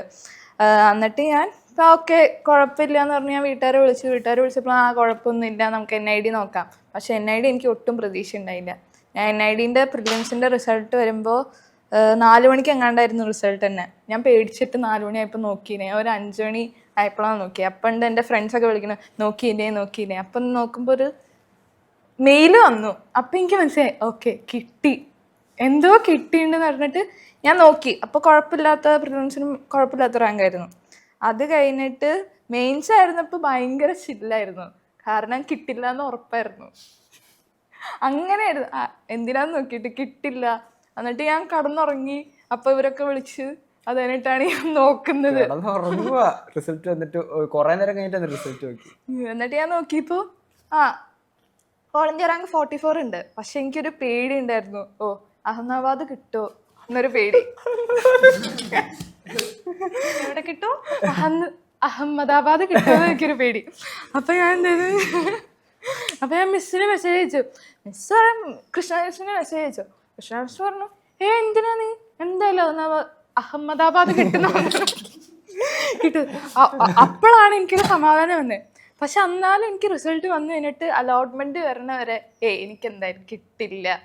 കാരണം എന്ന് വെച്ച് കഴിഞ്ഞാൽ എന്നിട്ട് അന്ന് അഹമ്മദാബാദ് എന്ന് പറഞ്ഞാൽ എനിക്കൊരു ഡ്രീമായിരുന്നു. അപ്പോൾ ഡ്രീം കിട്ടുമ്പോൾ നമുക്ക് എന്തേലും തടസ്സം ഉണ്ടാവും, എന്നില്ലെങ്കിൽ എൻ്റെ പേരാവില്ല, വേറെ ആരുടെയും ആയിരിക്കും പേപ്പർ, അങ്ങനെയൊക്കെ ആയിരുന്നു. പിന്നെ വീട്ടുകാർ വിളിച്ചപ്പോൾ ചേട്ടൻ, എൻ്റെ 2ാമത്തെ ചേട്ടൻ ഉണ്ടായിരുന്നു, അവൻ ഇച്ചിരി എന്നെ സപ്പോർട്ടീവ് അല്ല. അവൻ എന്ന് വെച്ചാൽ എനിക്ക് 2 ചേട്ടന്മാരാ. ഒരാളെന്ന് പറഞ്ഞു കഴിഞ്ഞാൽ ഭയങ്കര സപ്പോർട്ടീവ്, ഒരാളെന്ന് പറഞ്ഞാൽ എന്നെ ഡീമോട്ടിവേറ്റഡ് ആളായിരുന്നു. അപ്പം ഇവനെ വിളിച്ചു പറഞ്ഞപ്പോൾ ഇപ്പം പറയണേ നിനക്ക് ഇത്ര കഴിവുണ്ടായിരുന്നു. അപ്പം ഞാൻ അവനോട് ഇങ്ങനെ പറഞ്ഞു, എൻ്റെ ഫ്രണ്ട്സിനൊന്നും അറിയില്ല ഞാൻ അങ്ങനെ വരയ്ക്കുന്നു, എൻ്റെ സ്കൂളിലെ ഫ്രണ്ട്സിനൊന്നും അറിയില്ല. അപ്പോൾ ഇവൻ പറഞ്ഞപ്പോൾ ഇവൻ പറയുന്നത് എന്താണെന്ന് വെച്ച് കഴിഞ്ഞാൽ അതിന് ഞങ്ങൾക്കറിയില്ലായിരുന്നു ഫസ്റ്റ് നിനക്ക് കഴിവുണ്ടായിരുന്നു.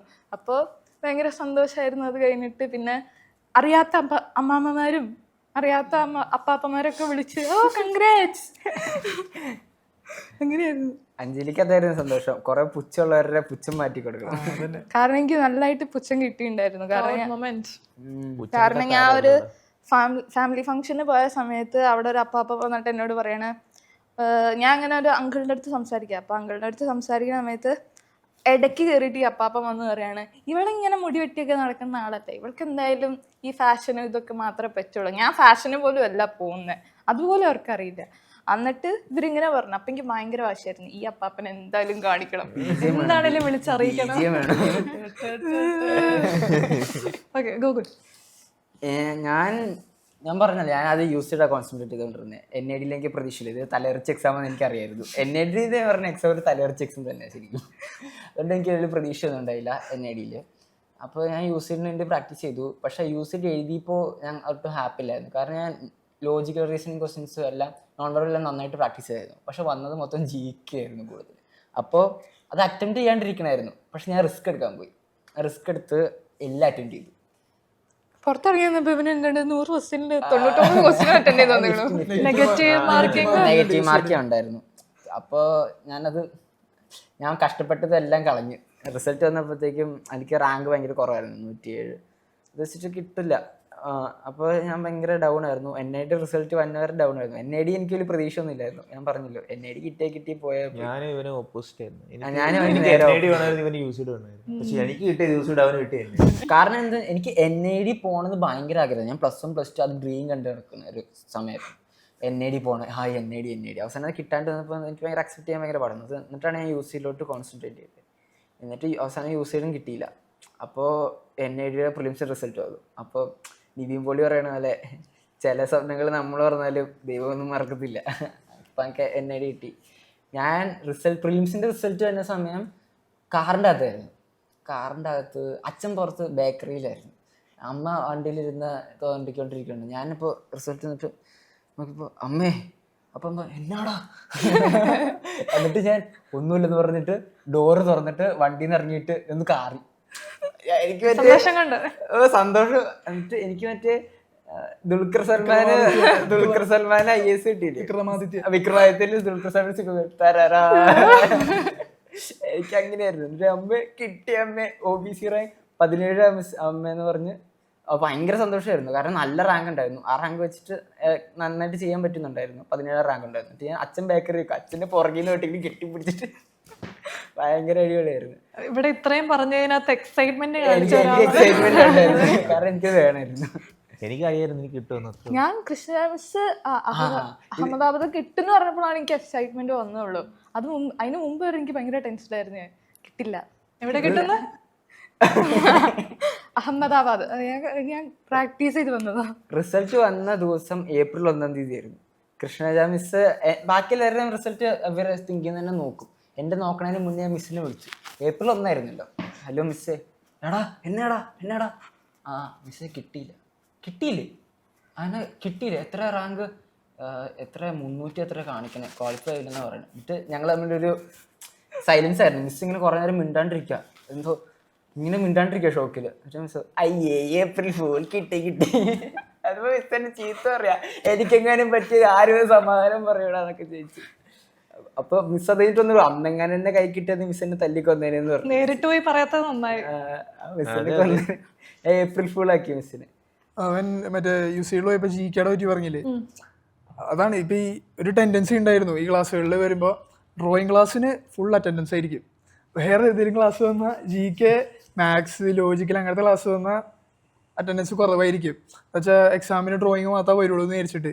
ബട്ട് എന്ത് വേണമെങ്കിലും വരാം എക്സാമിന്. അപ്പോൾ സത്യം പറഞ്ഞാൽ എല്ലാ ക്ലാസ്സുകളും അറ്റൻഡ് ചെയ്യണം. GK ഒക്കെ പഠിക്കാൻ രസം.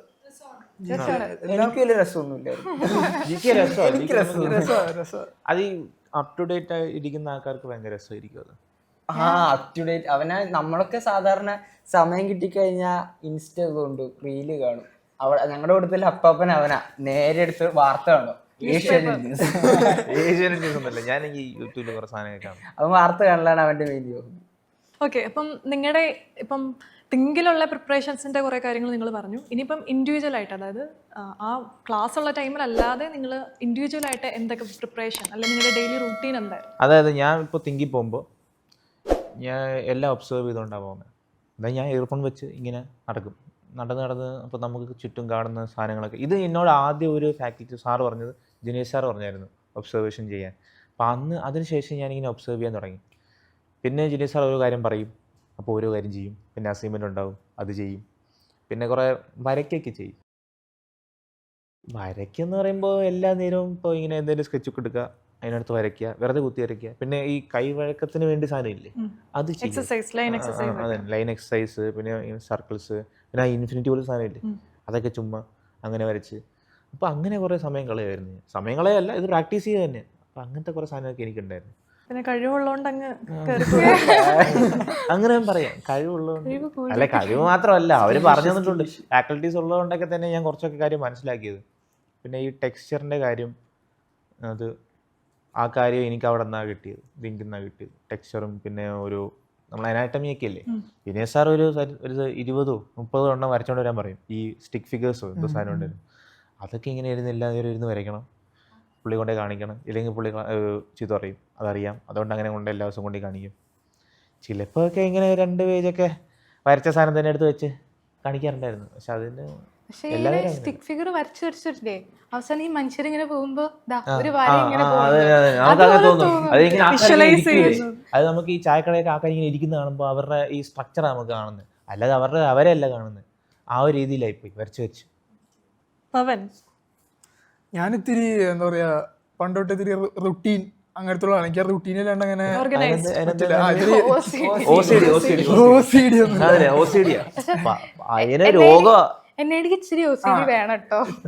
സ്റ്റുഡിയോ ടെസ്റ്റിന് നമ്മളൊരു സാധനം ഉണ്ടാക്കാൻ ഒന്നുമില്ല. ഞാൻ ഇത്തിരി റുട്ടീൻ ഫോളോ ചെയ്യുന്ന ആളാണ്. അപ്പോൾ എനിക്കൊരു റുട്ടീൻ ഉണ്ടായിരുന്നു. ഞാൻ ചാലക്കുടി എന്ന് പറഞ്ഞത്, അപ്പോൾ ഇത്തിരി ട്രാവലും അങ്ങനെയൊക്കെ ഉണ്ട്. ക്ലാസ്സിൽ വരുമ്പോൾ മെയിനായിട്ട് ഞാൻ ഒരു തീരുമാനം എടുത്തിട്ടുണ്ടായി, എന്താ പറയുക, ഏതെങ്കിലും ഫസ്റ്റ് 3 ബെഞ്ചിൽ ഞാൻ ഇരിക്കുള്ളൂ എന്നുള്ളത് ക്ലാസ് എടുക്കുമ്പോൾ. എന്താ വെച്ചാൽ ഇത്തിരി എന്താ പറയുക, ഞാൻ അങ്ങനത്തെ ഒരു സ്റ്റീരിയോ ടൈപ്പ് പോലെ, തെറ്റാവാൻ ശരിയാവാം, ഞാൻ എപ്പോഴും ഫ്രണ്ട് ബെഞ്ചിൽ എവിടെയെങ്കിലും മൂലയ്ക്ക് ഇങ്ങനെ ഉണ്ടാവും. അങ്ങനെ ആദ്യത്തെ ഒരു 5-6 മാസം അങ്ങനെയായിരുന്നു. എന്താ പറയുക, ഞാൻ എൻ്റെ ബുക്ക് നോക്കി ഇങ്ങനെ വരയ്ക്കും. ക്ലാസ്സിൽ അങ്ങനെ സംസാരിക്കൽ കുറവാണ്. ഞാൻ വർക്ക് എന്നാൽ ഏറ്റവും ആദ്യം വരച്ച് തീർക്കാൻ നോക്കും, എന്നിട്ട് ഫ്രീ ആയി കഴിഞ്ഞാൽ ഓക്കെ ഇരുന്ന് സംസാരിക്കാം. അങ്ങനത്തെ ടൈപ്പായിരുന്നു. ഈ ക്ലാസ്സിൽ ഞാൻ ഓരോ വർക്ക് വരുമല്ലോ, അപ്പോൾ ഞാൻ ഇത് മര്യാദയ്ക്ക് തന്നെ ചെയ്യാൻ നോക്കും. എന്താ വെച്ചാൽ ഇപ്പം നോക്കുമ്പോൾ ഞാൻ ആ ക്ലാസ്സിലിരുന്ന് വരച്ച സ്കെച്ച് ബുക്കൊക്കെ എനിക്ക് വേണമെങ്കിൽ പോർട്ട്ഫോളിയോ ആയിട്ട് കൊടുക്കാം. അപ്പോൾ എനിക്ക് വേറെ സെപ്പറേറ്റ് ആയിട്ട് വീട്ടിൽ ചെന്നിട്ട് പോർട്ട്ഫോളിയോയ്ക്ക് വേണ്ടി വരയ്ക്കണം അങ്ങനെയുണ്ട. ക്ലാസ്സിൽ സാധാ പോലെ ഇരുന്ന് വരച്ചത് തന്നെ അതൊരു പോർട്ട്ഫോളിയോ തന്നെയായി. അപ്പോൾ ഇപ്പം എൻ്റെ വീട്ടിൽ വന്ന് ഞാൻ കഴിഞ്ഞ കൊല്ലം വരച്ചത് ഇത്രയ്ക്ക് ബുക്കുകളുണ്ടാവും, അടിക്കടി അത്രയ്ക്ക് വരച്ച് അങ്ങനെ ഇങ്ങനെ വരച്ചാൽ ഇപ്പോൾ എന്താ പറയുക, മോഡൽ എക്സാംസ് വരാൻ തുടങ്ങി. അപ്പോൾ എന്താ പറയുക, വരയ്ക്കുന്നുണ്ട്, പക്ഷെ ഐഡിയാസിന് ഇത്തിരി എന്താ പറയുക, ആ ഒരു ഡിഫറൻസ് കാണാനില്ല. എല്ലാവരും ചെയ്യണ ഐഡിയാസ് പോലെ തന്നെ. പിന്നെ ഞാൻ കട്ടെടുക്കാൻ തുടങ്ങി ബാക്കിയുള്ളവരുടെ കയ്യിൽ നിന്ന്. എല്ലാരും തന്നെ ഐഡിയ കട്ടെടുക്കാൻ തുടങ്ങി. ഞാനും ഇങ്ങനെ പരസ്പരമാണോ? ഞാൻ അങ്ങനെ ചെയ്യാറില്ല, എനിക്ക് അങ്ങനത്തെ താല്പര്യം. ഞാനിങ്ങനെ ക്ലാസ്സിൽ ജിനേഷ് സാറാൻ ആരായാലും ഒരു വർക്ക് ഒന്നുണ്ടാവും. അപ്പോൾ ഇങ്ങനെ വർക്ക് ചെയ്ത് കഴിഞ്ഞാൽ സാറ് ഓരോ കുട്ടികളെയും വിളിച്ച് വരുത്തും എല്ലാവരുടെ മുമ്പിൽ എന്താ പ്രസൻറ്റ് ചെയ്യിപ്പിക്കാൻ വേണ്ടി. ചിലപ്പോൾ 2-3 പേരെ ചെയ്യാൻ പറ്റിയിട്ടുണ്ടാവുള്ളൂ, അപ്പോഴും കുറേ പേരുടെ കിടക്കാം. ഞാൻ ക്ലാസ് കഴിഞ്ഞാലും എല്ലാവരുടെയും പുറകെ ചെന്നിട്ട് അവരെന്തൊക്കെ വരച്ചതെന്നുള്ളത് ഞാൻ ചെറുതായിട്ട് കുറിച്ച് വയ്ക്കും അവിടെ ഒക്കെ ഉണ്ട്. അപ്പോൾ നമുക്ക് വീട്ടിൽ ചെന്നിട്ടും ഇതിനിങ്ങനെയായിരുന്നല്ലേ, അതിനങ്ങനെയായിരുന്നല്ലോ അങ്ങനെ. അപ്പം ഞങ്ങൾക്കായാലും ഒരു ക്വസ്റ്റ്യൻ സാർ തന്നിട്ടുണ്ടായി, എന്താ റോട്ടിൽ 2 ബംഗാളികൾ ആരും കണ്ട് തല്ലുകൂടുന്നു. അപ്പോൾ നിങ്ങൾക്ക് എന്താ പറയുക, നിങ്ങളെങ്ങനെയാണ് ആ സംഭവം റിയാക്ട് ചെയ്യുക, എങ്ങനെയാണ് അടി മാറ്റാന്ന്. അപ്പൊ ഞങ്ങളൊക്കെ നല്ല ഐഡിയാസ് പറയും, ജനഗണമന പ്ലേ ചെയ്യുന്നത്. അപ്പൊ എല്ലാവരും ഇങ്ങനെ നിൽക്കുമല്ലോ അങ്ങനെ. അപ്പോൾ നമ്മൾ വരയ്ക്കണവരെ ഇരിക്കാം, പക്ഷെ നമ്മളെക്കാളും 100 ഇരട്ടി നല്ല ഐഡിയാസ് ഉള്ള പിള്ളേരെ ഇരിക്കും ഇവിടെ. അവർ ചിലപ്പോൾ വരയ്ക്കാൻ അങ്ങനെ അറിയണ്ടാവില്ല, പക്ഷെ അവർക്ക് ഐഡിയാസ് ഉണ്ടാവും. അപ്പൊ നമ്മൾ അവരുടെ നിന്ന് ഇങ്ങനെ എടുക്കുക. ചിലപ്പോൾ അങ്ങനെ നമ്മൾ ഐഡിയ ഇല്ലാത്തവൻ വരയ്ക്കണവൻ്റെ നിന്ന് വരയ്ക്കാൻ പഠിക്കും, വരയ്ക്കാൻ അറിയണവൻ ഐഡിയ ഉള്ളവൻ്റെ നിന്ന് ഐഡിയ, അങ്ങനെ പരസ്പരം കൊടുത്ത് നമ്മൾ എല്ലാത്തിനും കയറി വെക്കും. ഞാനും ഇത്തിരി തുടക്കത്തിൽ എനിക്ക് വരയ്ക്കണേലും കുഴപ്പമില്ലായിരുന്നു, പക്ഷേ ഈ ലോജിക്കലും പരിപാടിയൊക്കെ ഇല്ലേ യൂസീഡിൻ്റെ, അത് ഇത്തിരി വീക്കായിരുന്നു. അപ്പോൾ എൻ്റെ ക്ലാസ്സിൽ തന്നെ ഉണ്ടായി ഇങ്ങനെ 2-3 പേര് യൂസീഡ് നേട്ടിരിക്കണവർ. ഞാനപ്പോൾ ആ യൂസീഡിൻ്റെ ക്ലാസ്സുകൾ വരുമ്പോൾ അവരുടെ കൂടെ കൂടും. അപ്പോൾ അവർ ചെയ്യണത് അവരെങ്ങനെയാണ് എങ്ങനെയാണ്. അപ്പോൾ അവർ ചോദിക്കുമ്പോൾ നമുക്ക് പല റിസോഴ്സുകൾ കിട്ടും, ഈ സൈറ്റിൽ കയറിയാൽ ഇന്നതിൻ്റെ ക്വസ്റ്റ്യൻസ് കിട്ടും, അങ്ങനെ. അപ്പോൾ സത്യം പറഞ്ഞാൽ നമ്മുടെ കൂടെയുള്ള ഗ്രൂപ്പ് ഭയങ്കര ഇമ്പോർട്ടൻ്റ് ആണ്. കൂടെയുള്ളവരും ഈ ഡിസൈൻ്റെയും ആ കാര്യങ്ങളൊക്കെ തന്നെയാണ് സംസാരിക്കണമെങ്കിൽ ഓട്ടോമാറ്റിക്കലി നമുക്കും ഓരോ ദിവസം ഇമ്പ്രൂവ് ചെയ്യാൻ ഉള്ള മോട്ടിവേഷൻ കിട്ടും. അത് വളരെ ഇമ്പോർട്ടൻ്റ് ആണ്. ഞാൻ ഫസ്റ്റ് ഇനീഷ്യലി വന്ന സമയത്ത് ഞാൻ യൂസീഡിനാണ് പ്രിപ്പയർ ചെയ്തത്. അപ്പോൾ ആ സമയത്ത് ഞാൻ കുറേയൊക്കെ പ്രോബ്ലംസ് അങ്ങനെ ചെയ്തു. പിന്നെയാണ് എനിക്ക് മനസ്സിലായി എനിക്ക് യൂസീഡ് അത്ര താല്പര്യമില്ല. കാരണം ഇൻസ്റ്റഗ്രാമും റീൽസ് കണ്ടിട്ടാണ് എനിക്ക് NID ആണ് കുറച്ചും കൂടി അടിപൊളി. കാരണം IITൻ്റെ വീഡിയോസ് ഒന്നും അങ്ങനെ കാണാറില്ല, അത് കാരണം ഞാനിത് NID അടിപൊളി കോളേജ്, അങ്ങനെയാണ് ഞാൻ NIDൻ്റെ പ്രിപ്പയർ ചെയ്യാൻ തുടങ്ങിയത്. അപ്പോൾ നോക്കുമ്പോൾ ക്വസ്റ്റ്യൻസ് ഒക്കെ നല്ല അത്യാവശ്യം നല്ല ഫണ്ണാണ്. പക്ഷേ ഇനീഷ്യലി ഞാൻ ചെയ്ത സമയത്ത് ഭയങ്കര പൊട്ട ഐഡിയാസ് ആയിരുന്നു. അപ്പോൾ സാറ് പറഞ്ഞു ഇത് പോരാ, അത്യാവശ്യം നന്നായിട്ട് ചെയ്യണം എന്ന് പറഞ്ഞപ്പോഴത്തേക്കും ഞാൻ പിന്നെ എന്ത് ചെയ്തെന്ന് വെച്ചാൽ കുറേ പേരുടെ നോക്കി അങ്ങനെയൊക്കെ ചെയ്തു. പിന്നെ ഒരു വീഡിയോ ഞാൻ കണ്ടിട്ടുണ്ടായി, ഒരു ഷൂ ഫോർ ഫാമേഴ്സ് എന്ന് പറഞ്ഞിട്ടൊരു വീഡിയോ. ആ ഒരു വീഡിയോ കണ്ടതോടെ ഞാൻ ഭയങ്കര മോട്ടിവേഷനായി. ആ വീഡിയോ കണ്ടപ്പോൾ ഞാൻ ഡിസൈഡ് ചെയ്തു, ഇതാണ് എൻ്റെ കരിയർ, ഇതാണ് എനിക്ക് വേണ്ടത്, ഇതാണ് ഞാൻ ഡിസൈനറാണ് എന്നുള്ള കൺസെപ്റ്റായി. അത് കഴിഞ്ഞതോടെ ഞാൻ ഭയങ്കര അത്യാവശ്യം നല്ല ക്രിയേറ്റീവായിട്ട് ചിന്തിക്കാൻ തുടങ്ങി. പിന്നെ ഒരു സീനിയർ പറഞ്ഞിട്ടുണ്ടായിരുന്നു, ഒരു ഇൻ്റർവ്യൂവിൽ ഇങ്ങനെ സീനിയർ പറഞ്ഞിട്ടുണ്ടായിരുന്നു, നിങ്ങളിങ്ങനെ ഡിസൈനേഴ്സ് ആയിട്ടില്ല ഇതുവരെ, അത് കാരണം നിങ്ങൾ കുറേ റിസോഴ്സസ് എന്ന് വെച്ച് കഴിഞ്ഞാൽ കുറേ വെബ്സൈറ്റ്സ്, യൂട്യൂബ് വീഡിയോസ് അങ്ങനെ തുടങ്ങാൻ പറഞ്ഞു. അപ്പോൾ ഞാൻ എന്ത് ചെയ്തെന്ന് വെച്ചാൽ ഒരു നോട്ട്ബുക്ക് മേടിച്ചു. എന്നിട്ട് രാത്രി 10 മണിയാകുമ്പോഴാണ് ഞാൻ പഠിക്കാൻ തുടങ്ങുള്ളൂ. ഞാൻ അതിന് മുമ്പ് വരെ ഞാൻ വെറുതെ കിടന്നുറങ്ങും. 10 മണിയാകുമ്പോൾ നീറ്റിട്ട് ഞാൻ എന്ത് ചെയ്യുന്നത് വെച്ച് കഴിഞ്ഞാൽ യൂട്യൂബ് വീഡിയോസ് അല്ലെങ്കിൽ ഇൻസ്റ്റഗ്രാം റീൽസ് ഇരുന്ന് കാണും. എന്ന് വെച്ചാൽ നമുക്ക് ആ സമയം നവംബർ സമയത്താണ് ഞാൻ ഇത് തുടങ്ങിയത്. നവംബർ ഒക്ടോബർ ആ സമയത്താണ് ഞാൻ തുടങ്ങുന്നത്. അതിന് മുമ്പ് തുടങ്ങണമെന്നായിരുന്നു, പക്ഷെ ആ സമയത്തൊന്നും ചെയ്തില്ല. അപ്പോൾ ഞാൻ എന്ത് ചെയ്യുന്നത് വെച്ചാൽ നമുക്ക് മോക്ക് ടെസ്റ്റ് ആ സമയത്താകുമ്പോൾ എല്ലാ ദിവസവും മോക്ക് ടെസ്റ്റ് ആവും. അപ്പോൾ ഓരോ ക്വസ്റ്റ്യൻ കിട്ടും. ഇപ്പോൾ നമുക്ക് പ്ലേ റൂം ഫോർ ചിൽഡ്രൻസ് എന്ന് പറഞ്ഞിട്ട്. അപ്പം ഞാൻ എന്ത് ചെയ്യുന്നത് വെച്ചാൽ വീട്ടിൽ പോയിട്ട് ഇത് പ്ലേ റൂം ഫോർ ചിൽഡ്രൻസ് എന്നേ പറഞ്ഞുള്ളൂ. അപ്പം ഞാൻ എന്ത് ചെയ്യും, ചിൽഡ്രൻസിനെ കാറ്റഗറൈസ് ചെയ്യും. ബ്ലൈൻഡ് ആയിട്ടുള്ള ചിൽഡ്രൻസ്, ഡെഫ് ആയിട്ടുള്ള ആൾക്കാർ, ഓട്ടിസ്റ്റിക് ആയിട്ടുള്ള ആൾക്കാർ, ഇവരെ കുറിച്ച് വീഡിയോസും കാണും. അത് കുറേ ഇതിന് പണ്ടത്തെ ഓൾറെഡി ഉള്ള എക്സിസ്റ്റിംഗ് ആയിട്ടുള്ള ഡിസൈനേഴ്സിനെ കുറിച്ച് വായിക്കും. അങ്ങനെ ഡിസൈനേഴ്സിനെ കുറിച്ച് കുറേ എക്സ്പ്ലോർ ചെയ്യും. കാരണം എനിക്കെന്ന് പറഞ്ഞാൽ ഞാൻ ഏകദേശം 7 വർഷമായിട്ട് ഹോസ്റ്റലിലാണ്. അപ്പം എനിക്ക് ഇച്ചിരി ഒബ്സർവേഷൻ സ്കിൽസ് കുറവാണ്. ഞാൻ ഒരാളോട് വരെ, ഞാൻ ഒരു സാറിനോട് ചോദിച്ചിട്ടുണ്ട്, എന്താ ഈ ഒബ്സർവേഷൻ, എന്താണ് ഇവർ കുറേ പറയണ്ടല്ലോ, ഒബ്സർവേഷൻ ചെയ്യും അങ്ങനെയൊക്കെ ചോദിച്ചിട്ടുണ്ട്. പിന്നെ അതുപോലെ ക്രിയേറ്റിവിറ്റി അതെന്താന്ന് വരെ ഞാൻ ചോദിച്ചിട്ടുണ്ട്. അപ്പം ഞാൻ എന്ത് ചെയ്യുന്നത് വെച്ചാൽ ഇവരുടെ വീഡിയോസ് ഇരുന്ന് കാണും. കുറേ അടിപൊളി സംഭവങ്ങളുണ്ട്. ലൈക്ക് ഇൻസ്റ്റഗ്രാം റീൽസിൽ തന്നെ കുറേ കിട്ടും. എന്ന് വെച്ച് കഴിഞ്ഞാൽ എനിക്ക് ഈ പാരഷ്യൂട്ടിൻ്റെ കുപ്പി അതെന്തുകൊണ്ടാണ് ഡിസൈൻ ചെയ്തിരിക്കുന്നത്, അതിൻ്റെ ഒരു ഹോൾ സ്റ്റോറി ഉണ്ട്. അതുപോലെ ചീറ്റോസ് ടൈപ്പോഗ്രഫി, ഇങ്ങനെ കുറേ സംഭവങ്ങൾ ഇങ്ങനെ വീഡിയോസ് കണ്ടിട്ട് ഞാൻ ഇങ്ങനെ എഴുതിയെടുക്കുമായിരുന്നു. എന്നിട്ട് ഞാൻ എക്സാമിന് 1 വീക്ക് മുമ്പ് തന്നെ ഞാൻ പ്രിപ്പറേഷൻ നിർത്തിയിട്ട് ഞാൻ ഇതിരുന്ന് വായിക്കുമായിരുന്നു. പണ്ടത്തെ മോക്ക് ടെസ്റ്റ് ഒക്കെ നോക്കുക, നല്ലൊരു നമ്മള് ആ കൊല്ലം ചെയ്തേക്കണം എല്ലാ സാധനങ്ങളും നമ്മൾ ആ ക്ലാസ്സിൽ ഇരുന്ന് പഠിച്ചതൊക്കെ ഒരു കളക്ഷൻ പോലെ ഉണ്ടാവുമല്ലോ. അപ്പോൾ എക്സാമിന് 2-3 ദിവസം മുമ്പ് നമ്മളാ കൊല്ലം എന്തൊക്കെ ചെയ്തു എന്നുള്ളത് മറിച്ച് നോക്കും. അപ്പോൾ നമുക്ക് വീണ്ടും എല്ലാം തലയിലിരിക്കും. അതുണ്ട്. കാരണം ഞാൻ അവസാനത്തെ ഞാൻ എന്താ ചെയ്തെന്ന് പോലും എനിക്ക് ഓർമ്മയില്ലായിരുന്നു. ആ ബുക്സ് ഉള്ളതുകൊണ്ട് ഭാഗ്യം. അതുകൊണ്ട് ഞാൻ മറിച്ച് നോക്കി, ഞാൻ ഇതൊക്കെ ചെയ്തിട്ടുണ്ടല്ലേ, അങ്ങനെ രീതിയായിപ്പോ എനിക്ക്. കാരണം ഞാൻ ഒരു കെട്ട് പേപ്പർ മലപ്പുറത്തുനിന്ന് ഞാൻ ഇറക്കിയിട്ടുണ്ടായി. ഇവിടെ എറണാകുളത്ത് കിട്ടുമായിരുന്നു. പക്ഷെ ഞാൻ ചേട്ടനെയും കൊണ്ട് മലപ്പുറത്തുനിന്ന് ഒരു 5 കിലോ കെട്ട് പേപ്പർ, ഞാൻ എന്ത് പേപ്പർ, സാധാ A3 സൈസ് ഇത് ചെയ്യാൻ വേണ്ടി, റഫ് സ്കെച്ച് ചെയ്യാൻ വേണ്ടിയിട്ട് ഞാൻ ക്ലാസ്സിന് ചെല്ലുമ്പോഴും GK ആയാലും എന്നുവെച്ചാൽ ഞാൻ നോക്കുന്ന സമയത്ത് ആ പേപ്പറിൽ സൈഡിൽ ഇച്ചിരി മാത്സ് ഉണ്ടാവും, ഇവിടെ കുറച്ച് വരച്ചുണ്ടാവും. അങ്ങനെയാണ് ആ പേപ്പർ എടുക്കുന്നതായിരുന്നു എൻ്റെ. ഇവള് പേപ്പർ ഉണ്ട്, ഞാൻ പേപ്പറൊന്നും കൊണ്ടുവരത്തില്ല. ഇവള് പേപ്പർ ഉണ്ട്, അതിന് ഞാൻ എടുക്കും. ഓക്കെ, ഗൂഗിൾ എന്തായിരുന്നു പ്രിപ്പറേഷൻസ്? എൻ്റെ പ്രിപ്പറേഷൻ മോക്ക് ടെസ്റ്റ് തന്നെയായിരുന്നു എനിക്ക്. കാരണം ഞാൻ UCD കോൺസെൻട്രേറ്റ് ചെയ്യുമ്പം ക്ലാസ് കഴിഞ്ഞിട്ട് ഞാൻ ഹോസ്റ്റലിൽ പോയിട്ട്, ഞങ്ങൾ 3 പേരായിരുന്നു തിങ്ക് ചെയ്യുന്ന ഹോസ്റ്റലിൽ, ഒരു PG ആയിരുന്നു.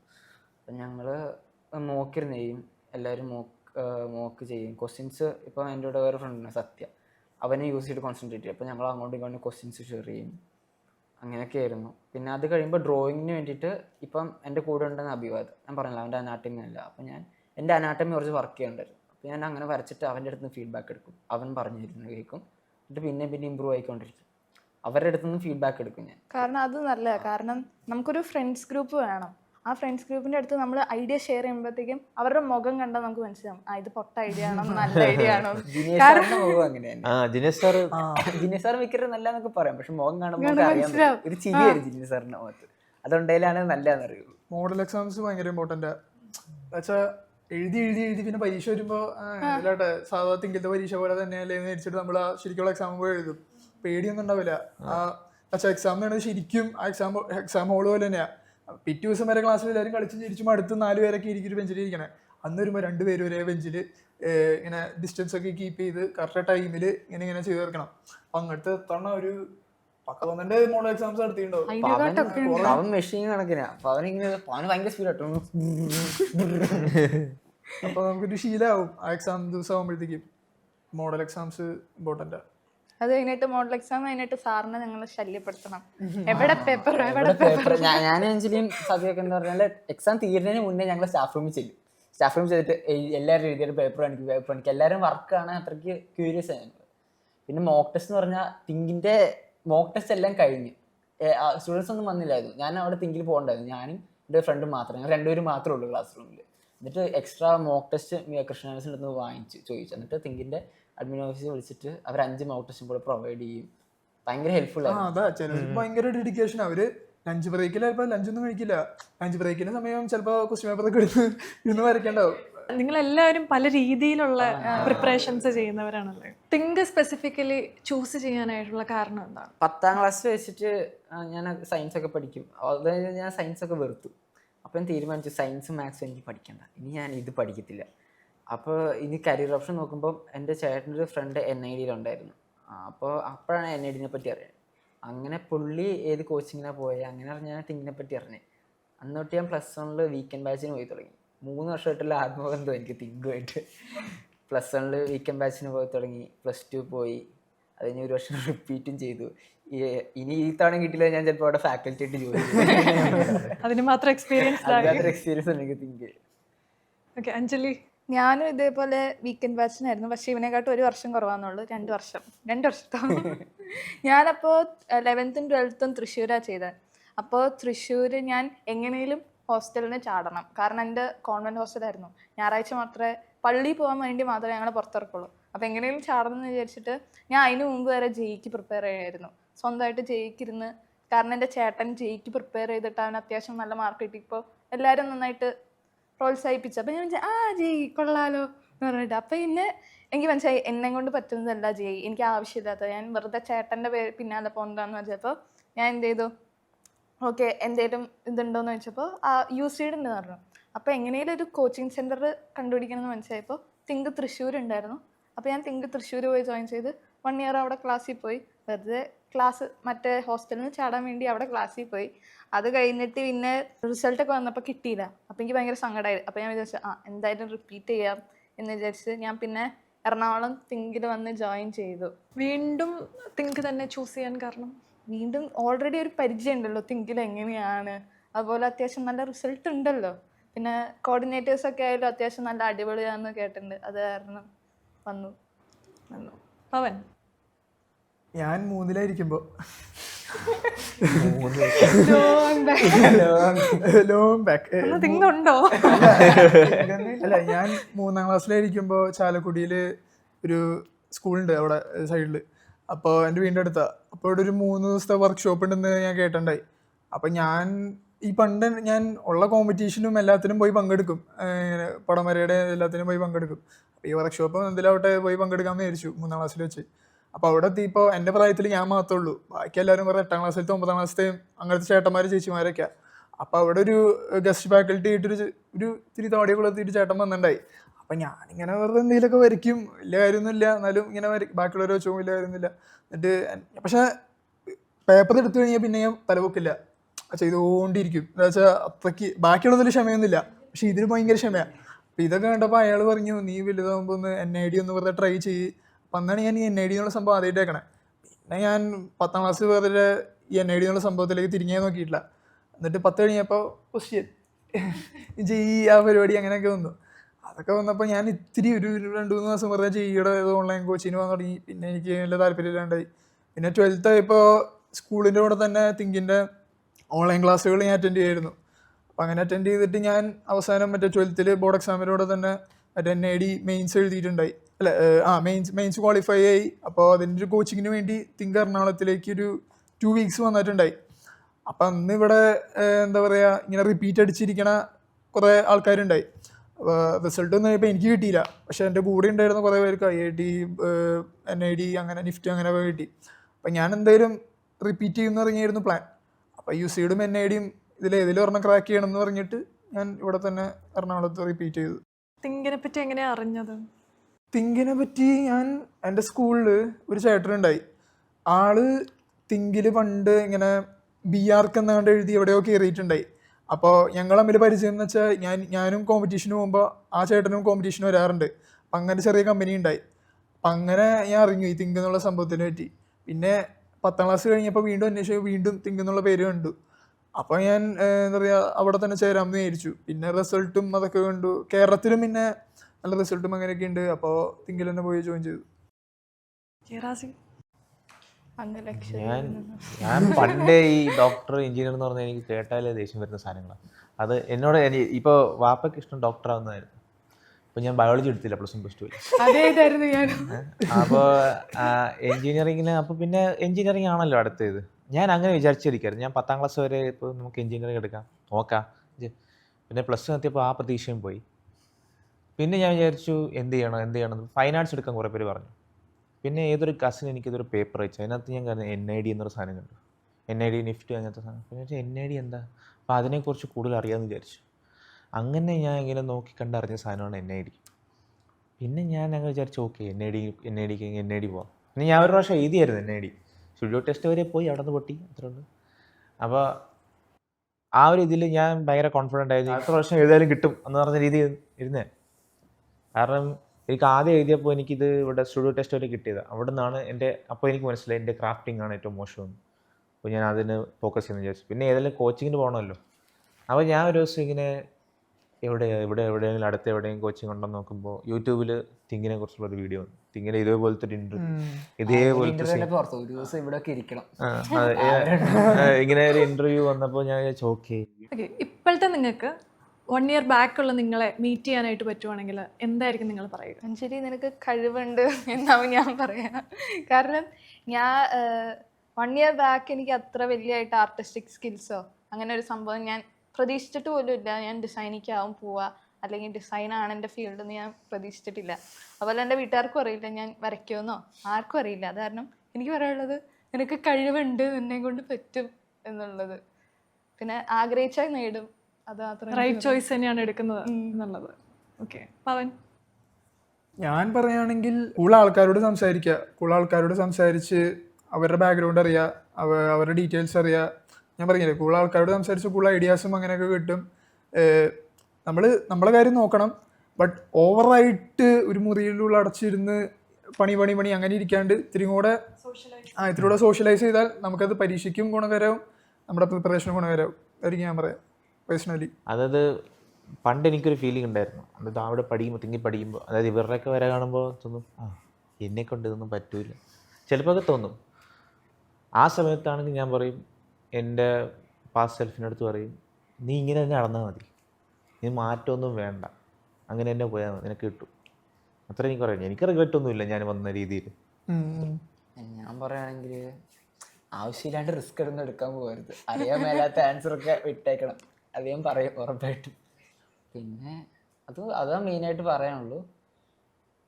സോ നിങ്ങൾക്ക് തിങ്കിൽ നിങ്ങളെ പഠിപ്പിച്ച ഫാക്കൽറ്റീസ്, മെൻറ്റേഴ്സ് ഉണ്ടാവും, കോർഡിനേറ്റേഴ്സ് ഉണ്ടാവും, ബ്രാഞ്ച് ഹെഡ് ഉണ്ടാവും, ഇവരെയൊക്കെ പറ്റി എന്തെങ്കിലും പറയാനുണ്ടോ? ദിനേഷ് സാർ ഒരു കലവറയാണ്. ദിനേഷ് സാർ ഒരു എന്താ പറയാ, സാറിനെ കുറിച്ച് ഇങ്ങനെ പറയാനൊന്നുമില്ല. സാറും എല്ലാമാണ്, എല്ലാം അറിയാം. സാറിനെ എത്ര ഗ്രാസ്പ് ചെയ്യാൻ പറ്റുമോ അത്ര ഗ്രാസ്പ് ചെയ്യാം, അത്ര യൂസ് ചെയ്യാം. പിഴിഞ്ഞെടുക്കാം. പിന്നെ ഫാക്കൽറ്റീസ് കൃഷ്ണ മിസ് ആണെങ്കിലും ഭയങ്കര സപ്പോർട്ടീവ് ആയിരുന്നു. ഇപ്പം എല്ലാരും ഈ പറയുന്ന ഫാക്കൽറ്റീസ് എല്ലാവരും ഭയങ്കര സപ്പോർട്ട്. അവരുള്ളത് കൊണ്ടാണ് ഞാൻ ക്ലാസ്സിലോട്ട് വരുന്നത്.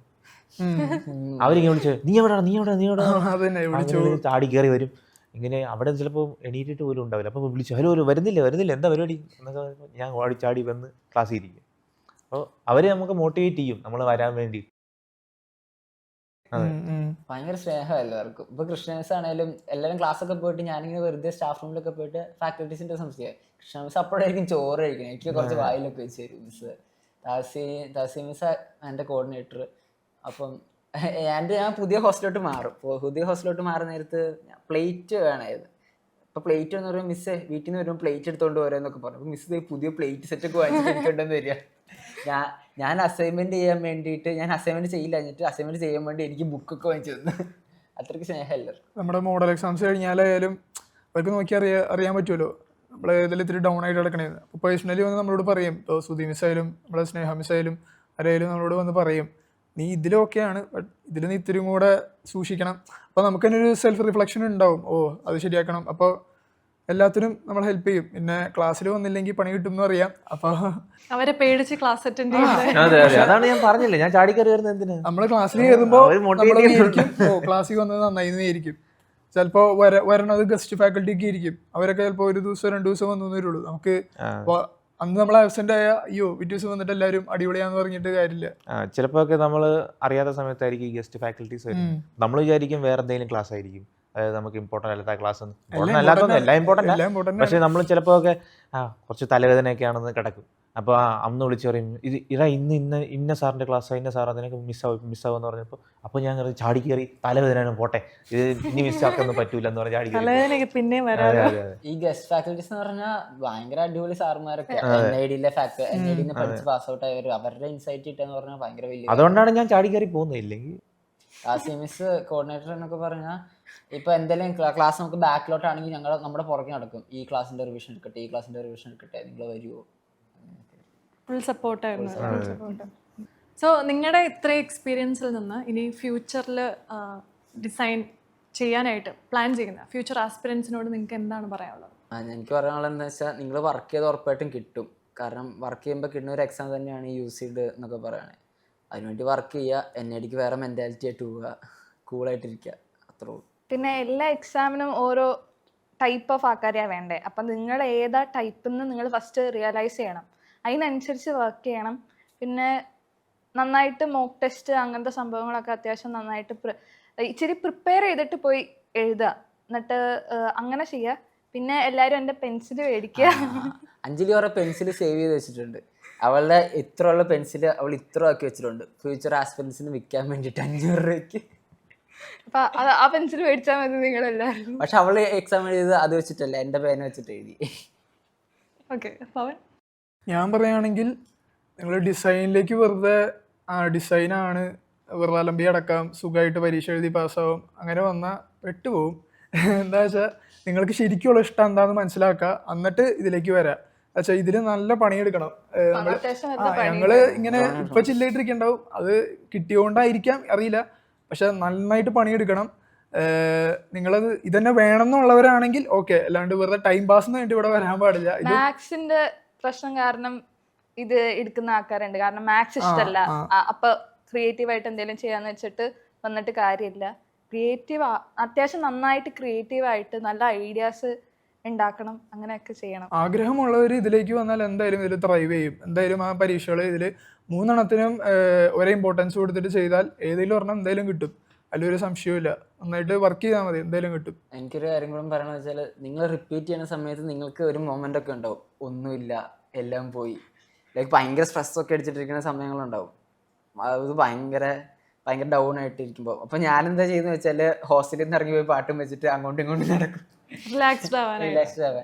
അങ്ങനെയുള്ള സമയങ്ങളുണ്ടാവും. കാരണം റിപ്പീറ്റാ ചെയ്യണേ. നമ്മുടെ ഒരു വർഷം പോയി കൂട്ടുകാർ വേറെ കോളേജിലൊക്കെ കയറി, ഡെഫിനറ്റ്ലി ഇങ്ങനത്തെ ഒരു മൊമെന്റ് ഉണ്ടാവും. എല്ലാവർക്കും ഉണ്ടാവുമല്ലോ, നിങ്ങൾക്ക് മാത്രമേ. ഇത് ആഗ്രഹിക്കണവർ ഒരു കൊല്ലം നന്നായിട്ട് വർക്ക് ചെയ്തിട്ടുണ്ടെങ്കിൽ ഇപ്പം അവസാനം കിട്ടിയില്ല എന്ന് മേടിക്കൊന്നും, അപ്പോൾ നമുക്കൊരു കുറ്റബോധം ഉണ്ടാവില്ല. ഞാൻ എൻ്റെ മാക്സിമം ഇട്ടു, എന്നിട്ടും കിട്ടിയില്ലെങ്കിൽ ഓക്കെ, എനിക്ക് പിറ്റേ ദിവസം കണ്ണാടിയിലൊക്കെ തന്നെ പോയി കാണാൻ പറ്റും. കിട്ടൂലെന്നല്ല, അങ്ങനെ വർക്ക് ചെയ്യുവാണെങ്കിൽ കിട്ടും. ഇപ്പം കിട്ടിയില്ലെങ്കിൽ തന്നെയും ഞാൻ വർക്ക് ചെയ്തിട്ടുണ്ടായിരുന്നു, എനിക്കിതാ ചെയ്യാൻ പറ്റുക, ഒരു കുറ്റബോധം ഒന്നും ഉണ്ടാവില്ല. അപ്പം എന്തായാലും ചെയ്തു കഴിഞ്ഞാൽ കിട്ടും. നിങ്ങൾക്ക് എന്താണ് ആദ്യം ആവശ്യം എന്ന് നിങ്ങളൊന്ന് ചിന്തിക്കുക, നിങ്ങൾക്ക് എന്താണ് ആവേണ്ടതെന്ന് ചിന്തിക്കുക, എന്നിട്ട് ഈ സാധനത്തിലൊക്കെ കയറി പെടാൻ നോക്കുക. അതിപ്പോൾ ഡിസൈൻ ആണ് നിങ്ങൾക്ക് ഇഷ്ടമെങ്കിൽ, ഈവൻ ഈ വർഷം നിങ്ങൾക്ക് NID എഴുതിയിട്ട് കിട്ടിയില്ലെങ്കിലും പേടിക്കണ്ട, കാരണം ഞങ്ങളൊക്കെ ഓൾറെഡി വീണ്ടും അല്ല ഈ പറയുന്ന എനിക്ക് പ്രായമൊക്കെ ഉണ്ട്, എനിക്ക് 20 വയസ്സാ പറയും. എനിക്ക് 20 വയസ്സാ പറയാം. ഞാനിപ്പോ സത്യം പറഞ്ഞാൽ ഈ 2 വർഷം മറ്റേ കോളേജ് പഠിക്കുന്ന പ്രായമാണ്. ഞങ്ങളുടെ കൂടെ ബാച്ചിൽ ഈ വർഷം ജോയിൻ ചെയ്യാൻ പോണവര് 2 വർഷം പഠിച്ചിട്ട് അവിടെ നിന്ന് ഒന്നോടെ എഴുതി വരുന്നവരാ. അപ്പൊ അവരുടെ കാര്യം ആലോചിച്ച് നോക്കി അറിയാം, 2 വർഷവും പോയി എന്നിട്ട് ഇതിന് വേണ്ടിയിട്ട് വരുന്നവരുണ്ട്. അപ്പോൾ ഇപ്പം നമ്മുടെ ടോപ്പേഴ്സിൻ്റെ എക്സ്പീരിയൻസ് ആണ് ഇത്രയും കേട്ടത്. അവർക്ക് പറയാനുള്ള കാര്യങ്ങൾ എല്ലാം തന്നെ അവർ പറഞ്ഞിട്ടുണ്ടെന്ന് വിശ്വസിക്കുന്നു. ഭാവിയിൽ ലോക പ്രശസ്തമായിട്ട് വരുന്ന ഒരു നല്ല ഡിസൈനേഴ്സ് ആവാൻ ഓരോരുത്തർക്കും സാധിക്കട്ടെ. അതെ, വിശ്വാസമുണ്ട്. Okay, so all the best for your future എന്നാണ്. ഞാൻ എൻ്റെ മ്യൂസിയത്തിൽ എൻ്റെ പെൻസിൽ കൊണ്ടുപോയിട്ട് എല്ലാം റെഡി ആയിട്ട് വെച്ചിരിക്കുകയാണ്. ഓക്കെ.